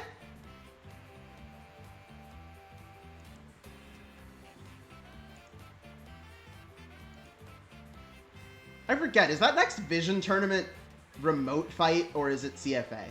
Because if it's CFA, then I could be... I was like, oh no, what if I'm missing it?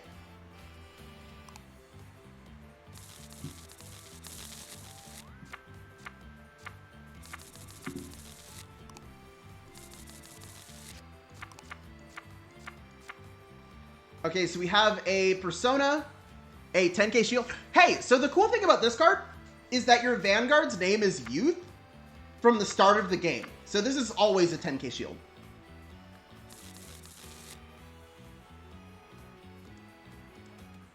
Youth following in footsteps, Youth.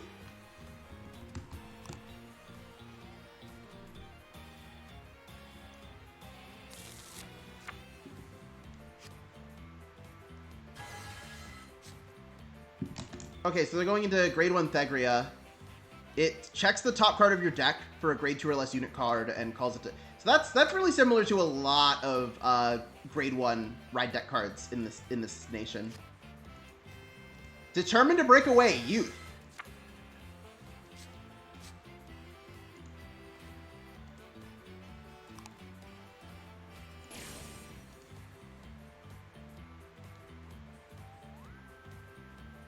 So yeah, we're just gonna smack. CFA appears to be lagging a little bit. There we go.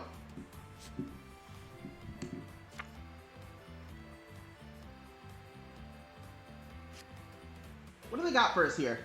I've actually never played against Thegria for like any sizable amount of time, so I really need to understand how this deck works.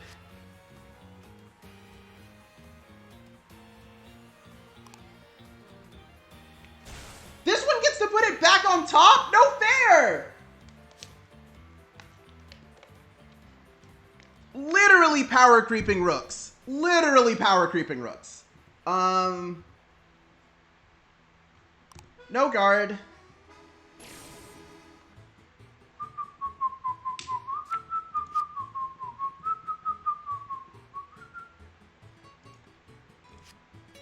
And then we will guard this one.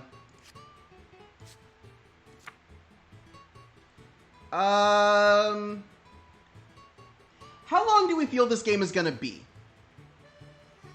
We can ditch Revolve Form Zest here.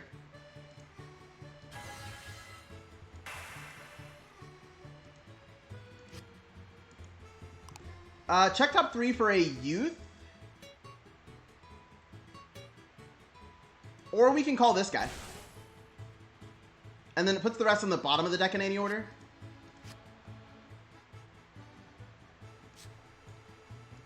Call Schneisel. Counterblast 1 and find a Youth Burk in the top 5. So we'll get Revolve Form Gust into our hand and then shuffle the deck. Since we went second, we can actually go Gust on turn 3. This gets +5, which is pretty cool. Battle phase. We're gonna start Vanguard because we're playing fronts. Draw trigger. We'll give power to Schneisel.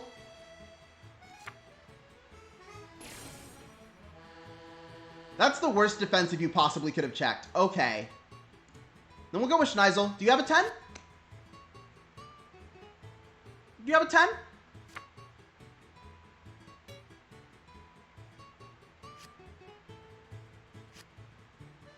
That's what I thought. Okay, go ahead.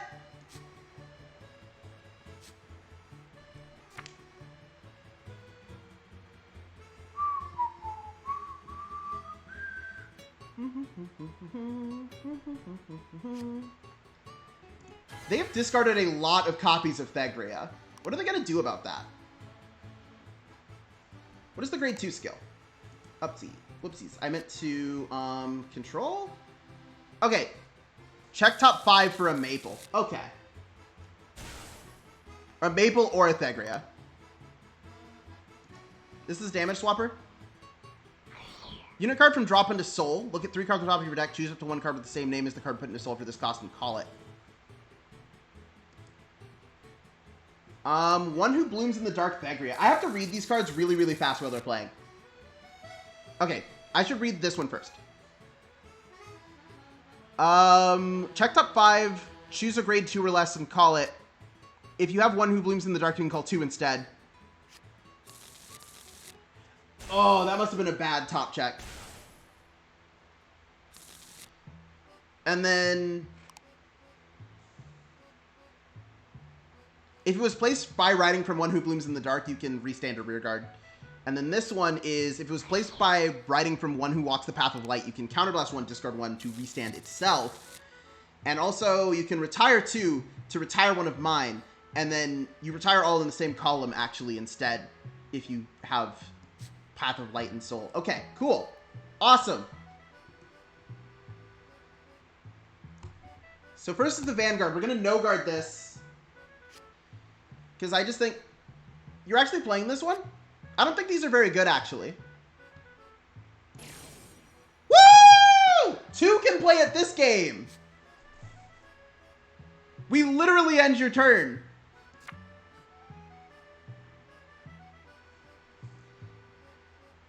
I guess there's more than one way to end a turn. So here's the thing. We're about to get a Revolve Form back from the drop zone, so we'll discard Schneisel.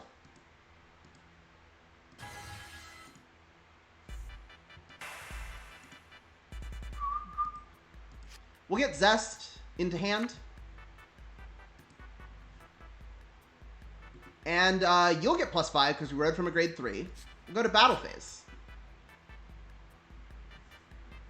Start by swinging with Youthberk into Vanguard.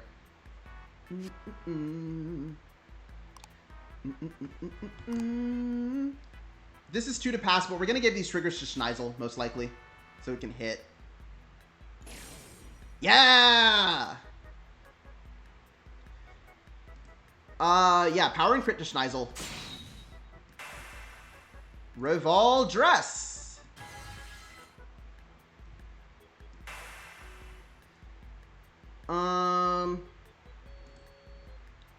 Discard this to gain +10 in a drive. 1 drive. And we'll give +5 to Gust. And attack for 20 with a crit. My bit rate! Okay, it's back. My bit rate! Okay, it's back.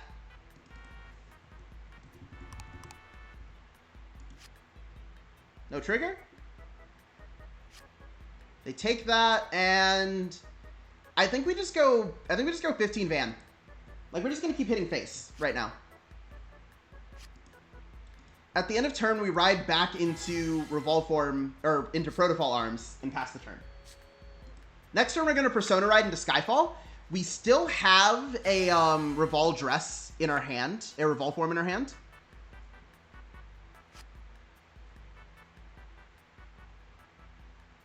When you place a grade 3 or greater, you can call Maple. So they're on Persona Ride. Honestly, Arthan's really good in Thegria. I don't think Arthan's good for this deck, though, over what I could be playing. We're just going to no-guard this first one. Yikes.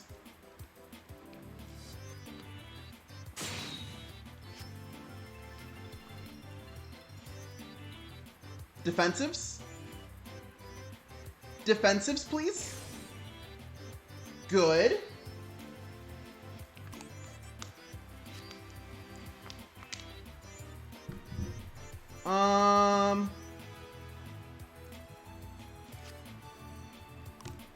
No pass.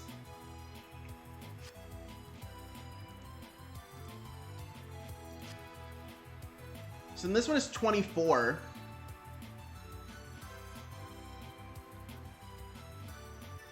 If this one's just 24...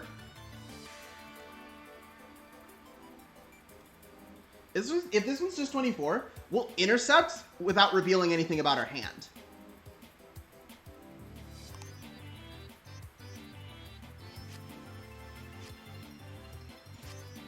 Soul Blast a grade 3, and then put a grade 3 from your soul into your hand. Okay, and then put Maple into soul. Interesting. You do a little shuffle. We're gonna stop this also.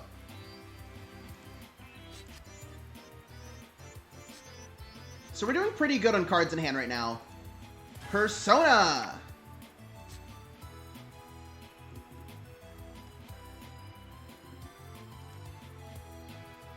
I won't use Skyfall Arm's skill this turn. Instead, we're just gonna go in.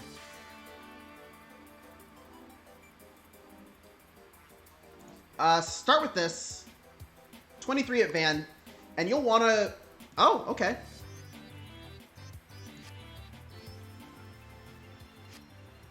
Oh, hey, Friday's a war beast. I just noticed. She has little ears.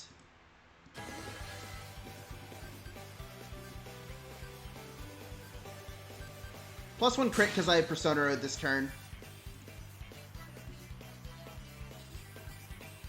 20 at Van.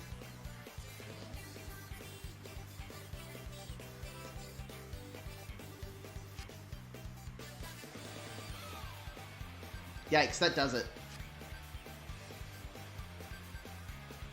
We'll go 43 at Van, and then we'll hit the rear guard. No, we want to hit Vanguard because then that deprives them of defensive. Because I don't know what they're gonna do with that extra counter blast. They don't really have anything for that. So we ride back into Skyfall Arms.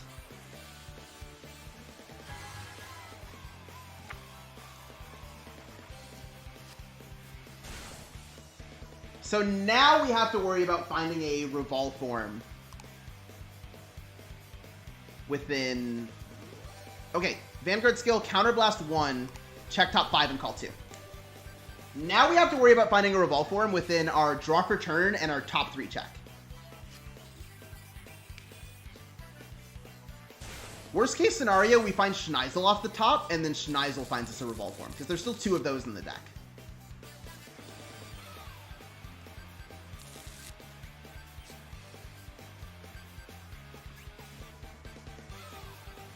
Okay, so if we're going to start with 25... Yeah, I'll take that. No! That is not a defensive. That is not the embodiment of all of our hopes and dreams. So we can go to 28, which is 1 to pass, and we can go to 38, 2 to pass.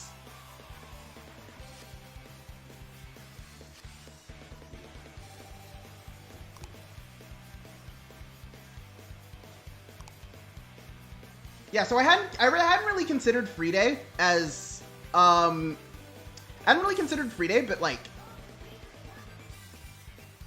oh man. Oh wait, no, taking that damage was good for us because they don't heal here. I hadn't really considered Free Day the first time I was testing this deck, but it's occurring to me that like by playing Free Day, our deck becomes a lot tankier than it would otherwise be. Do. Yeah, because I can actually 2-card guard this.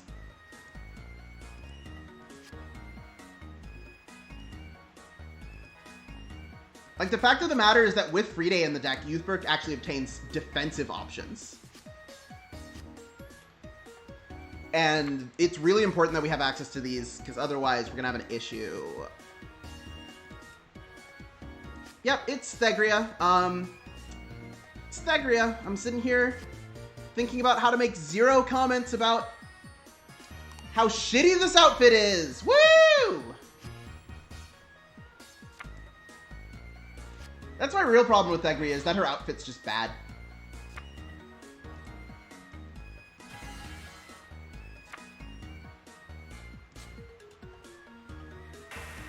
Skyfall Arm skill. Check top 3.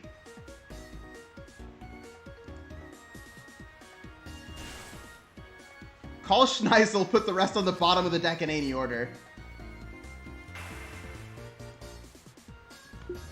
Check top 5.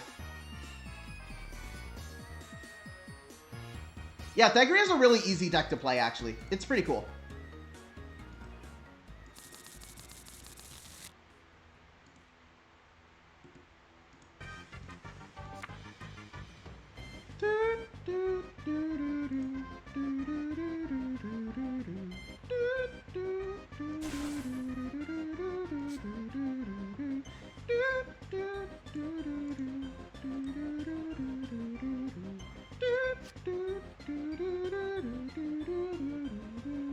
Okay, now we need a Revolve form to be in the top 3 cards of our deck.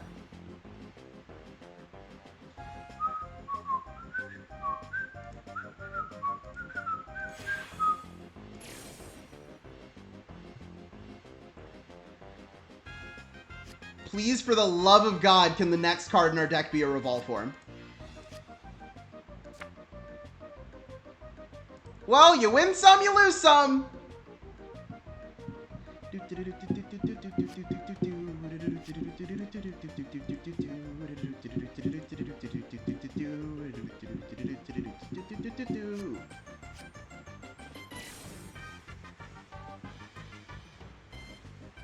Here's the good news.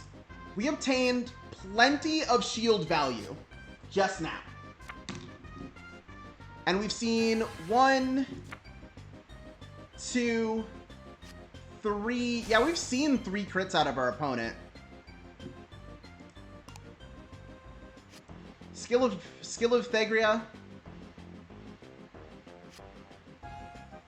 Retire 2 to get both of my Schneisels. How sad. How tragic.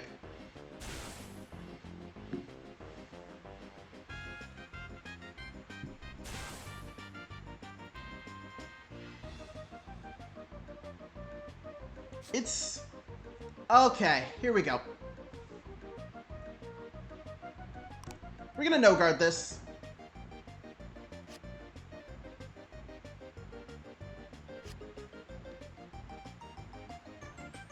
Watch this. Watch this. Damn it! Maybe we should stop calling our shots. We'll just guard like this, because the most we can achieve is 1 to pass anyway. Oh, thank God. Chat, we're still in it.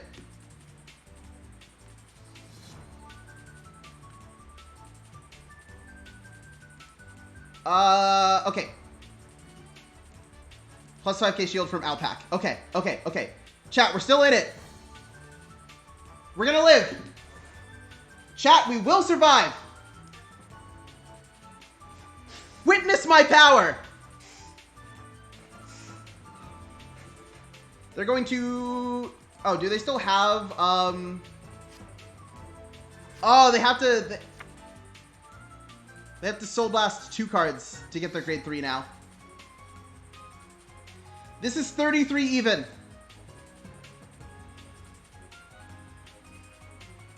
What's the best combination of 2 cards that gets me out of this? Genuinely think this is it.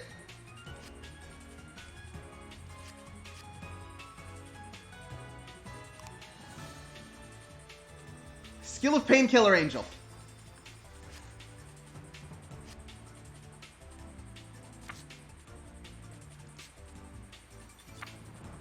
Now, to win, we must Persona Ride. And we must find a Revolve form. Son of a gun.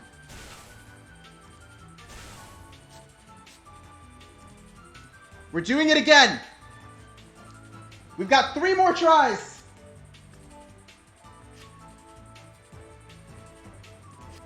The first check. And the second check. A critical trigger.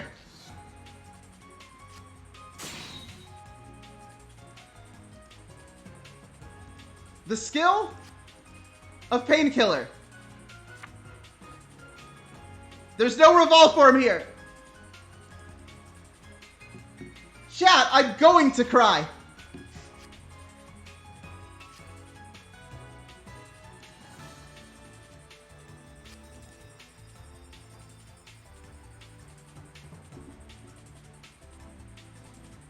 Chat.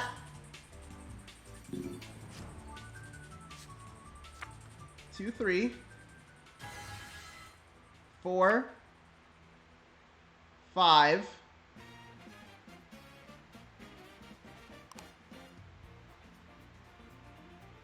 But I'm playing 8. I'm playing 8 Revolve forms.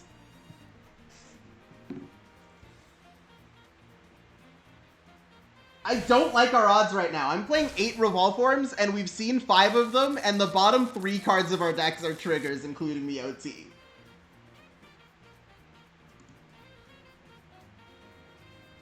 One, 2, 3 heals out of deck also. I am not a fan of that at all.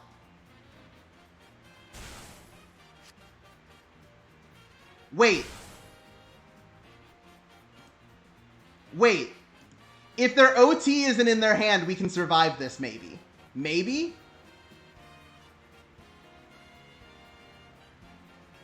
If their OT isn't in their hand and isn't in their drop zone.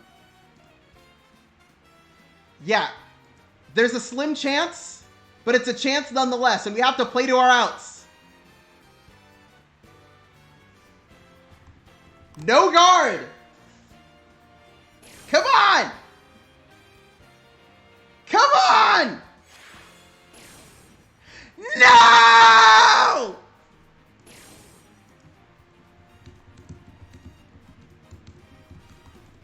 This is the last card in deck OT.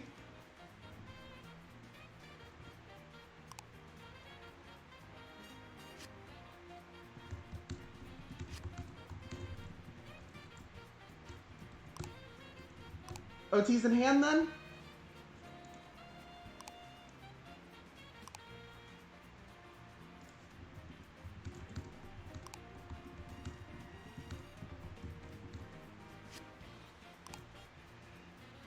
Okay, okay.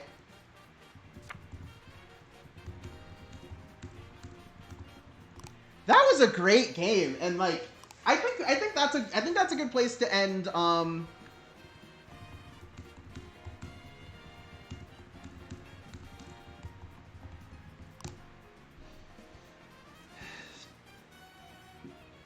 I think that's a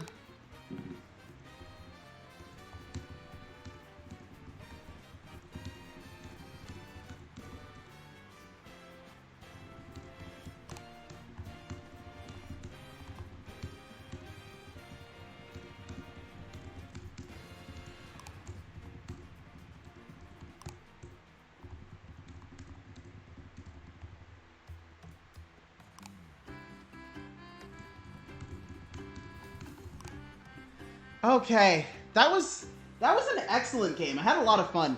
I think that's a good point to end the Vanguard section of the stream. You have a good one. Not really. Lamau!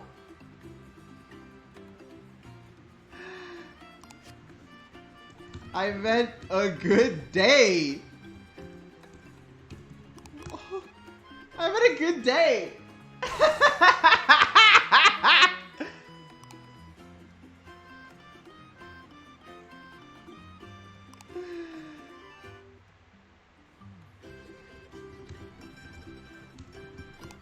It happens.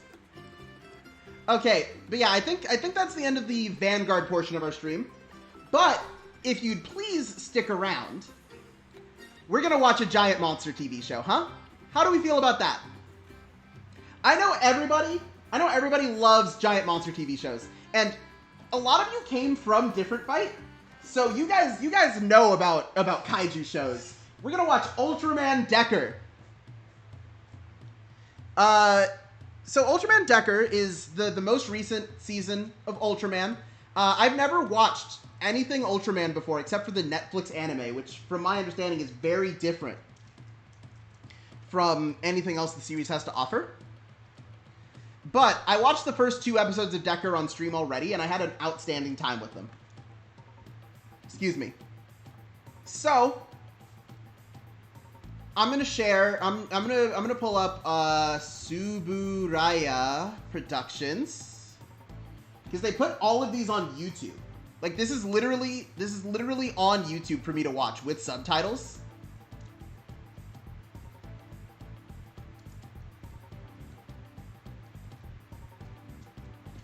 Nothing too complex has happened so far that won't be explained by like the episode recap. Pause. Pause. Stop playing. Stop playing. We're not ready yet. We're not ready yet. Stop playing. Okay, so we're gonna pause the music now so we can pull up the show.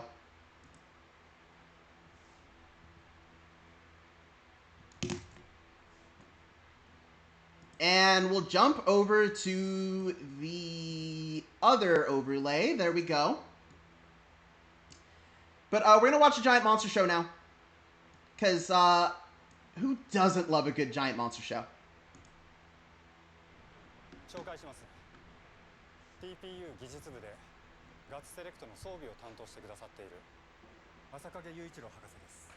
So Gut Select is basically like a military branch that's their whole deal is that they fight giant monsters. That's what they do.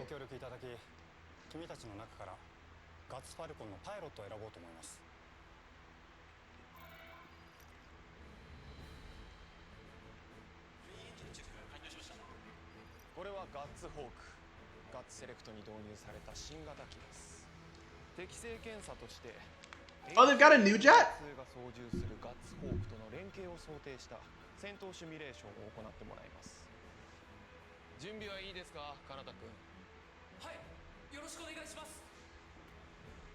Ooh, you know what I can do? You know what I can do? I can make the captions just like really, really big. I can make them a lot bigger. I can make them like 200 size so everybody can read them. There we go.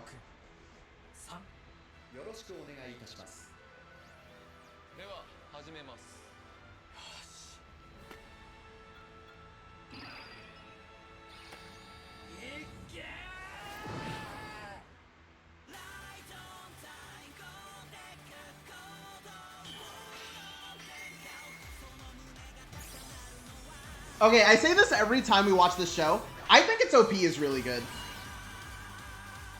Like, its OP is bumping. I could see this going on, like... I could see this going on my usual playlists.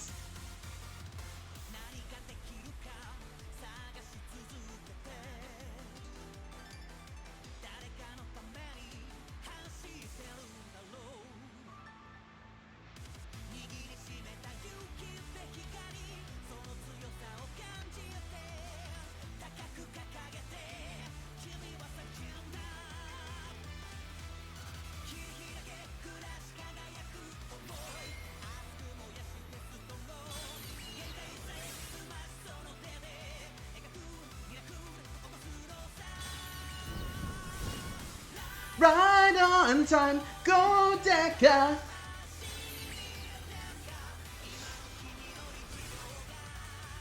I don't know if I remembered to archive them either, come to think of it. Whoopsies.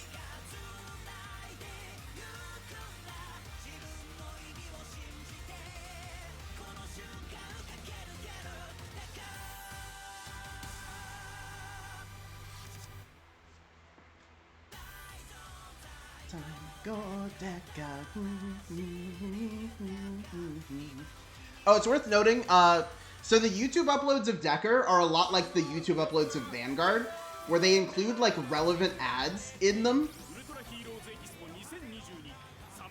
So there's a lot of ads for Ultraman stuff, but, they're not subtitled, so all I can do is look at the pretty colors.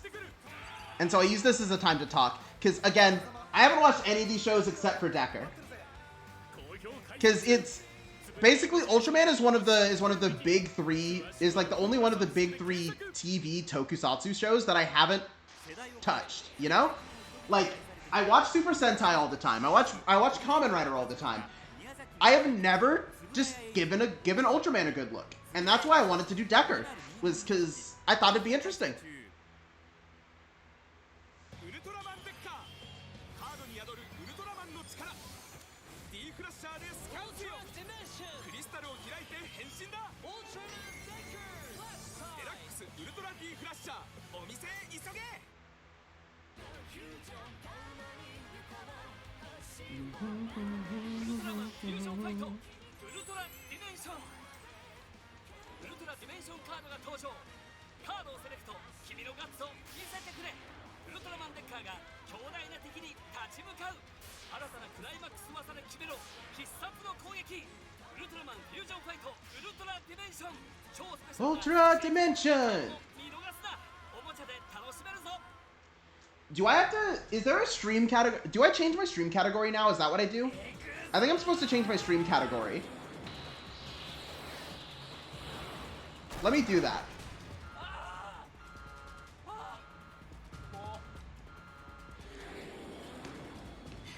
We're gonna go to just chatting now.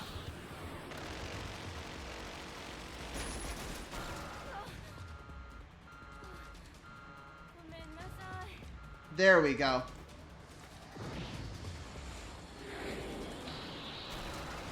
I assume Twitch isn't super strict about this. If you like if you've been streaming, if you change what you're doing for like 5 minutes and you forget. But I should probably change it.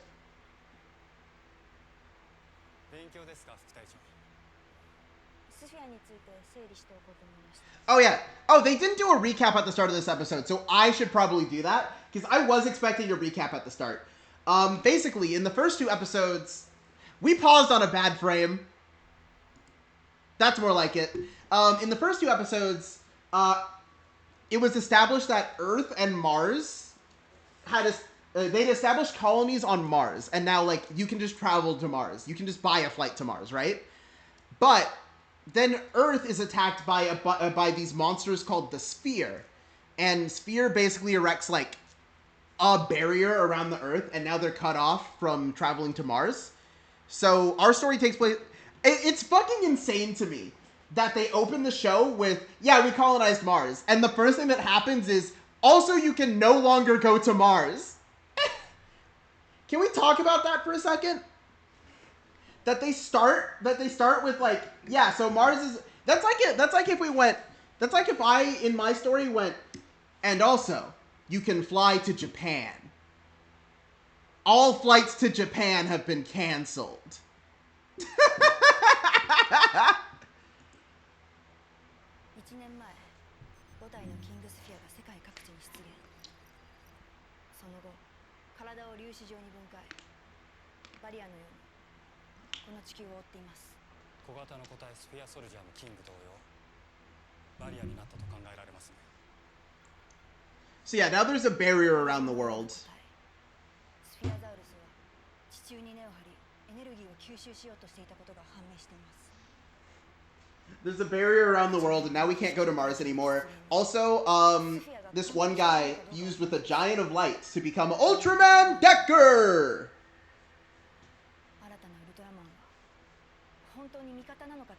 Why would you question if an Ultraman is an ally? They're pretty much always an ally. What do you mean?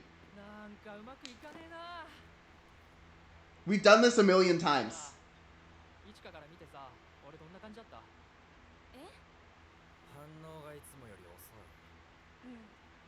なんか遠慮してるみたいに見えた。カナダってさ、全然物おじしないじゃない？初対面の人間におせんべい一緒に食べないなんて。しょうがないだろ。相手は AI なんだし。もう何考えてるかわかんないっつうか。Can't tell what it's thinking, so I get all nervous. Aww. アナログ人間だもんね。 This guy's a nerd. ああ、1N2 ともこんな風に話せればいいのにね。話す？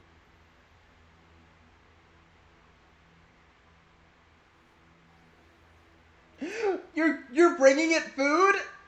じいちゃんが仲間を作りたかったらまず腹を割って話せって。なんだよ俺まで。まあまあ、いいんじゃない？お前のこと話してくれよ。HN いつ例えばどこでいつ生まれたとか。私とガッツホークはもともと宇宙開発用の無人艇となるため宇宙開発センターで1年前に製造されました。そっか。じゃあ君もスフィア。 Oh, they actually... I was not expecting him to sound like this, by the way. I was expecting him to be like, I was created. I was not born. I was built in a lab. I am a cute and marketable character. Like, I expected him to sound, like, small. 私はキリのいつか20歳。実家はお寺で趣味はツーリング。よろしくね。 Motorcycle touring, huh? 存在しています。俺はアスミカナタ。同じく20歳。実家はせんべい屋。その情報もデータバンクに存在しています。じゃなくて、俺店を継ぐもんだと思ってた。こんな毎日が続くんだろうなって。けど違った。今はただまたみんなが普通に暮らせるようにしたいってそう思ってる。 Now I just want to make it so that everybody can live normally again, huh? リュウモンはなんでガッツセレクトに入れたの？ Yeah, so that people can go to Mars. So normal.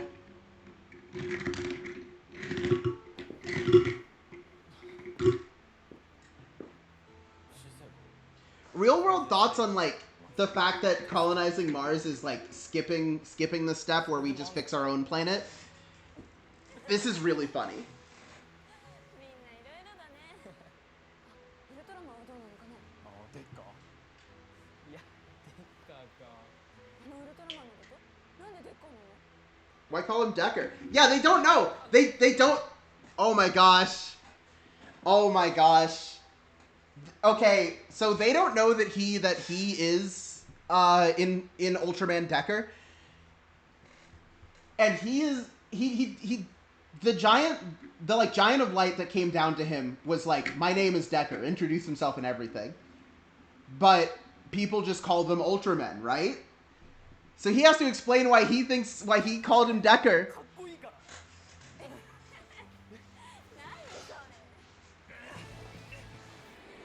あえて難度は高く設定しているんですよね。はい。とはいえ今のままではファルコンとホークの合体は無理かと。本当に大丈夫でしょうか？ Wait, merging? They're gonna combine? 新人部隊なんてうまくいくのかと。訓練期間も短いですしね。 They're gonna combine into a big robot? Somebody get different right back in here. 未来のことも想定し備えておくべきだと思ったんです。そのためにも若い人材を育てておくべきだと。今度の戦いがいつまで続くかわからないですから。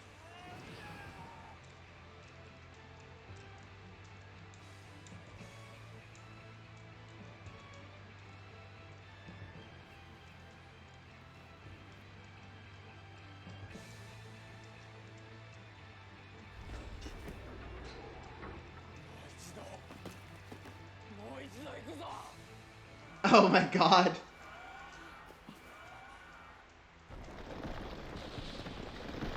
No, not the playground! Gamora? みんな、つぶらやイマジネーションは知ってるかな？サービス開始以来大反響。ウルトラサブスクはますますパワーアップ。 I just want to express my adoration for, like, the way that special effects are done in shows like Ultraman in particular. Like, here's the thing, is that everybody... What was that guy? What was that guy? That guy looks cool. Another gene, starting from Ultraman Geed. This seems really cool. But yeah, I do want to express my appreciation for the way special effects are done in Ultraman in particular. In like Ultraman and Godzilla and like kaiju movies and stuff, right? Because, like, just the way, like the little sets, right? The little versions of the regular size sets, so that like normal person actors can fall on them and like break them and shit, like destroy buildings. It's so cool. It's so cool, and I love it to bits. 見逃すなシリーズ好評発売中 ガッツセレクト出動 Go Decker. 今やるしかねえんだ行くぞ輝けフラッシュ Do you guys think they're gonna combine for real and like combine this episode, or do you think they're just teasing this for later? Like it could be a slow burn thing where they still need to learn how to pilot the like ships before they can combine. 強力ですが凶暴な怪獣ではありません。理由もなく暴れ出すなんて考えられない。一体どうして？緊急警戒態勢コード4攻撃するより他ありませんね。シミュレーションの結果です。ファルコンにはアスミ隊員に登場してもらいます。リュウモン隊員とキリノ隊員は地上から牽制。ガッツファルコンとガッツホークは背後から尻尾を攻撃。超振動波に気をつけて。これが君たちの初陣です。ガッツセレクト出動 Wait, if Kanata's gonna pilot the Guts Falcon, then who's gonna be Ultraman? How are they gonna get Decker in this episode? Is he gonna jump out of a plane? I hope he jumps out of a plane.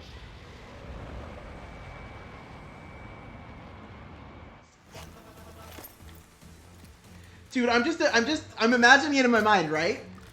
He jumps out of the plane and on the way down, Kageyake! Flash! リュウモン隊員キリノ隊員無理をせず人命最優先でアスミ隊員あはいいいことを教えてあげましょう。ガッツファルコンはもともと無人機人が登場することを考えて設計されていませんからね。 It wasn't designed with a pilot in mind? 私は最悪です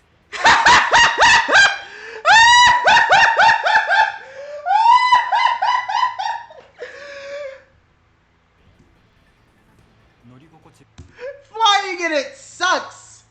That's my advice! That this is gonna suck, brother! And that's all we can do about it, is it will be bad!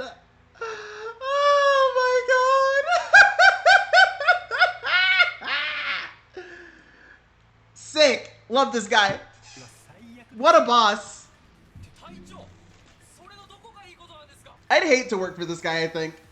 大丈夫。あなたたちならきっとできます。はいありがとうございますガッツファルコン発進します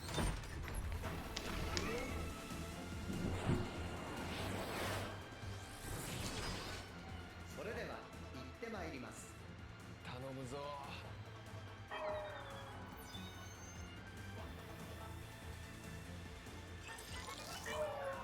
起動 I see, I see. 完了。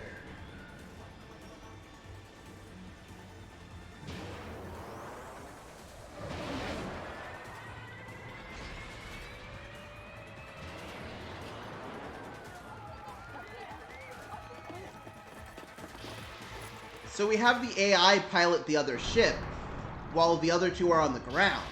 Okay.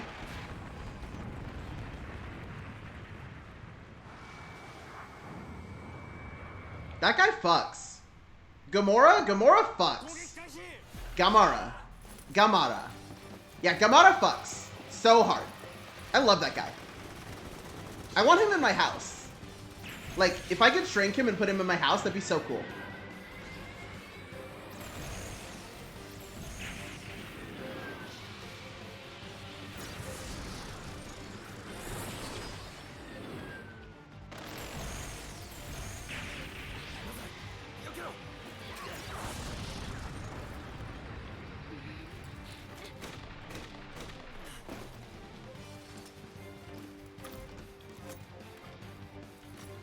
Are they gonna snipe him? No! Baby!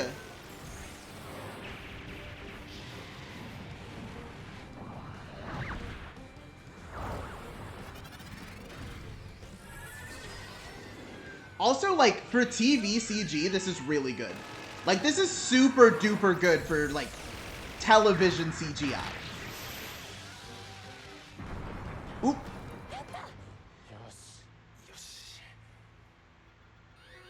It ejected its tail. Wait, so we gotta deal with Gamera and the sphere? There's another monster? Wait, what are they doing? No, get off of him! No! No! Get off! Leave him alone! No! Don't do this!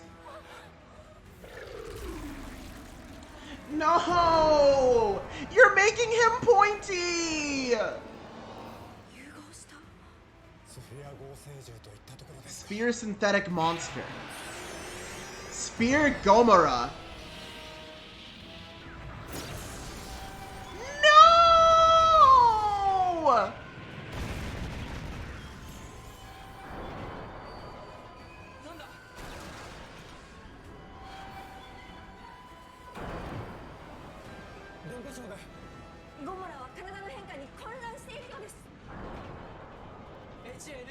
He's just confused! He's scared! We can't do this, guys. He's scared. He's scared. He got attacked by weird orbs.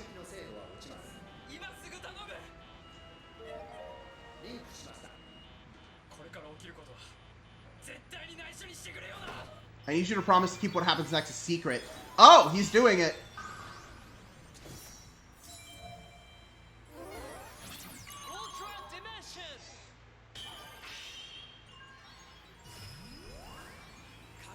Kagayake!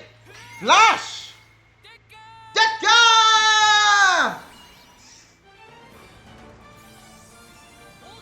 Ultraman Decker! Flash type!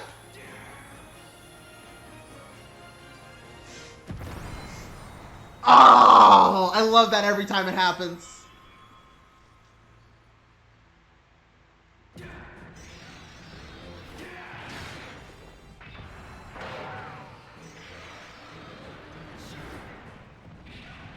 Ooh.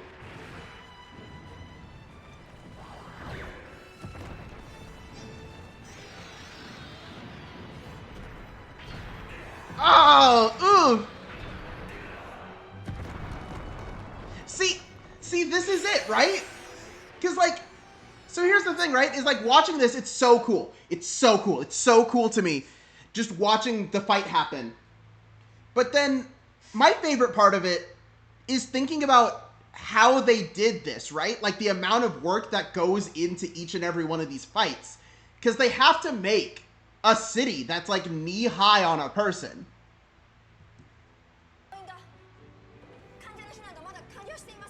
They have to make like a model of a city that's like knee-high on a person. And then they have to be careful not to destroy it at the wrong times with the fight.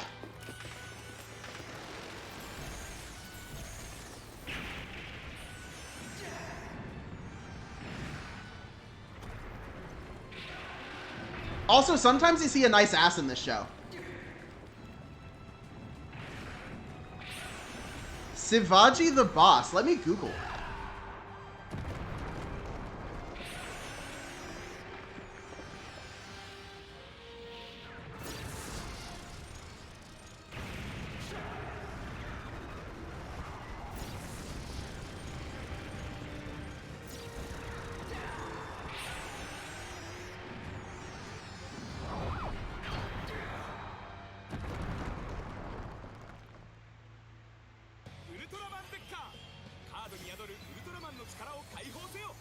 Oh, our commercial break.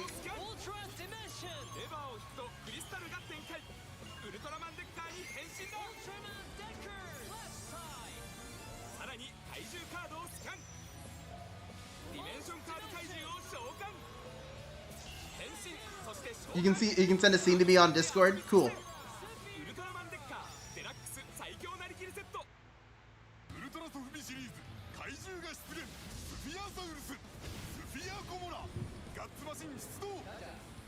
Are they gonna combine? Are they gonna?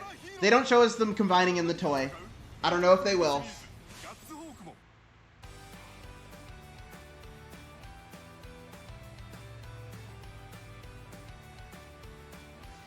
Oh, hey, I really like this one. I really like this one. This Ultraman Decker t-shirt that looks like it's some kind of it looks like it's some kind of college shirt. Yeah, that's the thing about Toku is that like you have to be ridiculous and camp with it. You have to have fun with it, or else like what's the fucking point? You gotta have the passion.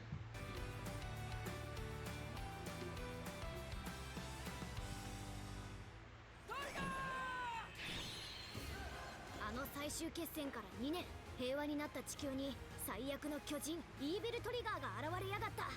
このままじゃまずいのに Z の様子もなんかおかしいし。頑張れケンゴ、ハルキ、イグニス。俺たちガッツセレクトも一緒だぞ。みんなの笑顔を守るんだ。ウルトラマントリガーエピソード Z ブルーレイ DVD8 月26日発売だ。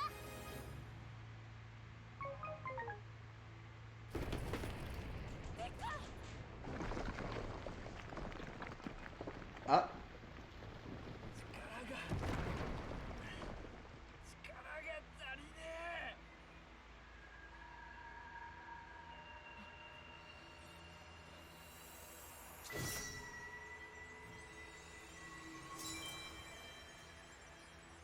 A new card.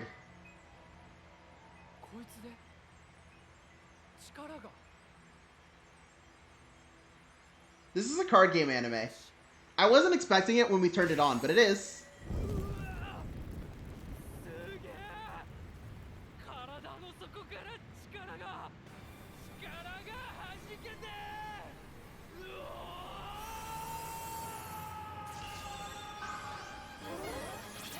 Ultra Dimension!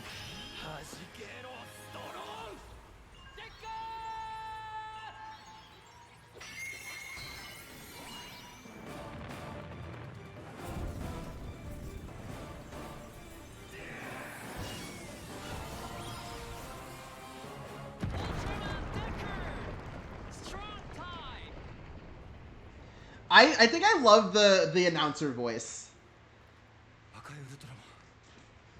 The Ultraman is red? He's red now? Oh shit, this thing has other colors!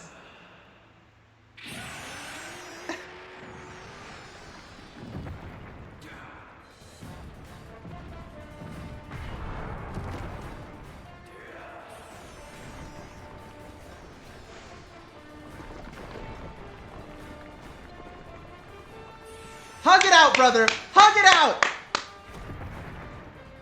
Can you lift him? He's gonna lift him!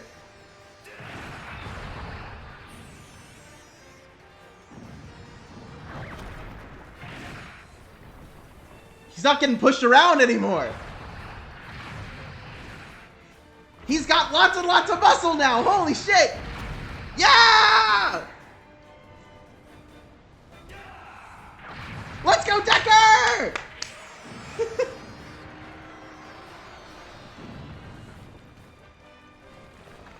You just gotta punch the orbs out of our precious little guy. Pull the tail full of orbs off. Wait!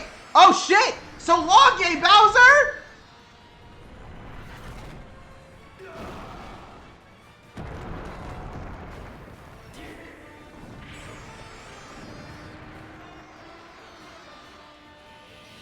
Woo-hoo-hoo!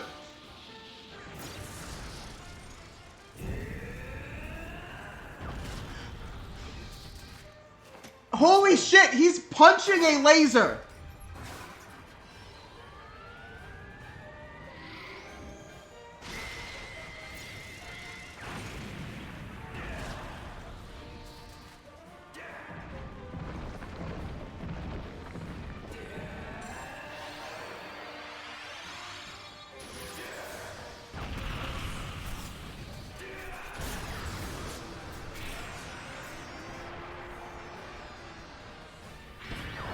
Woohoo!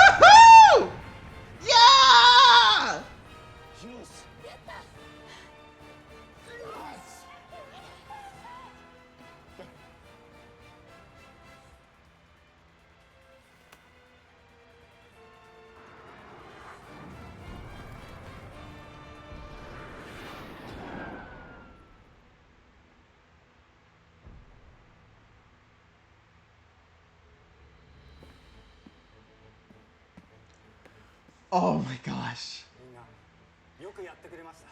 Dude, that was hype as hell. 期待していますよ。 That was so hype. はい。お疲れ様。よくやったわ。初陣にしては上等上等。すぐに今回の任務を分析、改善点を継承します。無事に帰還できたことが最大の成果ですよ。まずは Oh my gosh. よし、じゃあ英気を養うためにご飯でも行きますか？あ、いいですね。私がおごりますよ。本当ですか？さっきはありがとう。あ、ちなみに言っとくけど、なんで俺がウルトラマンなのか俺にもよく。 Just to be clear, I don't really know why I'm Ultraman. とにかくしばらく内緒で頼む。了解しました。外部に漏れないようこの情報は厳重に管理いたします。 Aww. You have a friend. そうだ。お前に名前つけないとな。名前？だってもう仲間だろ。HANE2 なんて番号じゃ味気ないだろ。HANE2。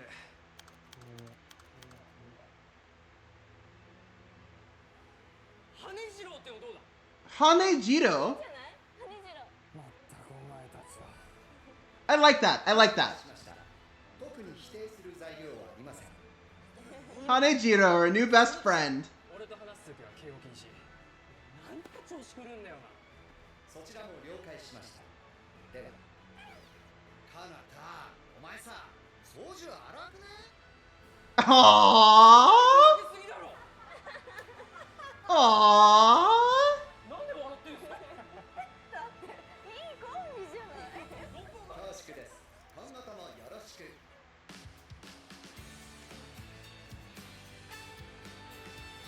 Okay. Well, Decker episode 3, real good. I enjoyed that a lot, honestly. Here's the fun part. Here's the fun part. Is that I'm about to end stream.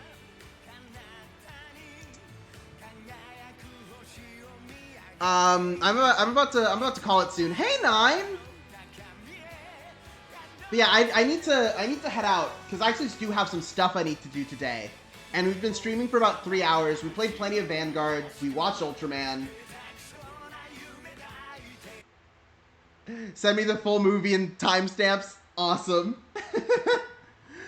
Actually, let's listen to the outro. Listen to the outro.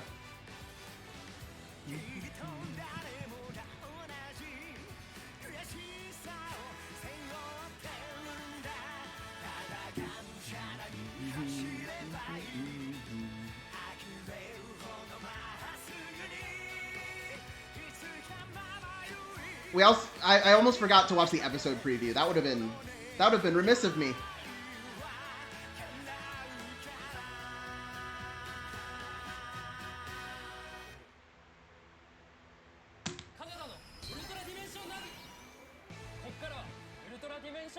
Let's learn about Ultra Dimension cards. Today's card is Ultraman Decker, Strong Type. Oh, any promos for the Discord?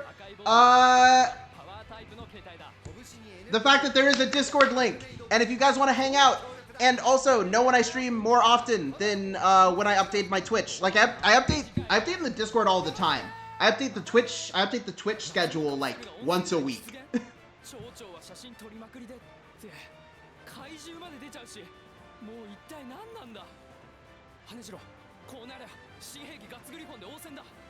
次回ウルトラマンデッカー破壊獣覚醒みんな見てくれよな。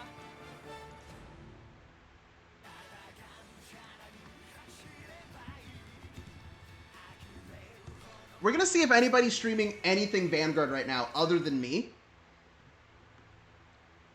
If there's anyone doing Vanguard right now.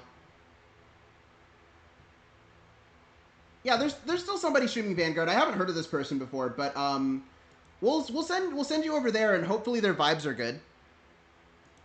Let me change overlays so that you guys don't see me messing with my streamer back end whatnot, my stream manager.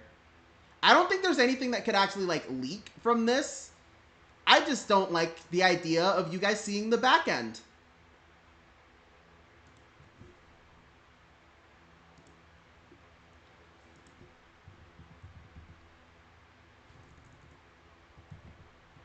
that's more of a personal problem than anything else, really. But let's see here.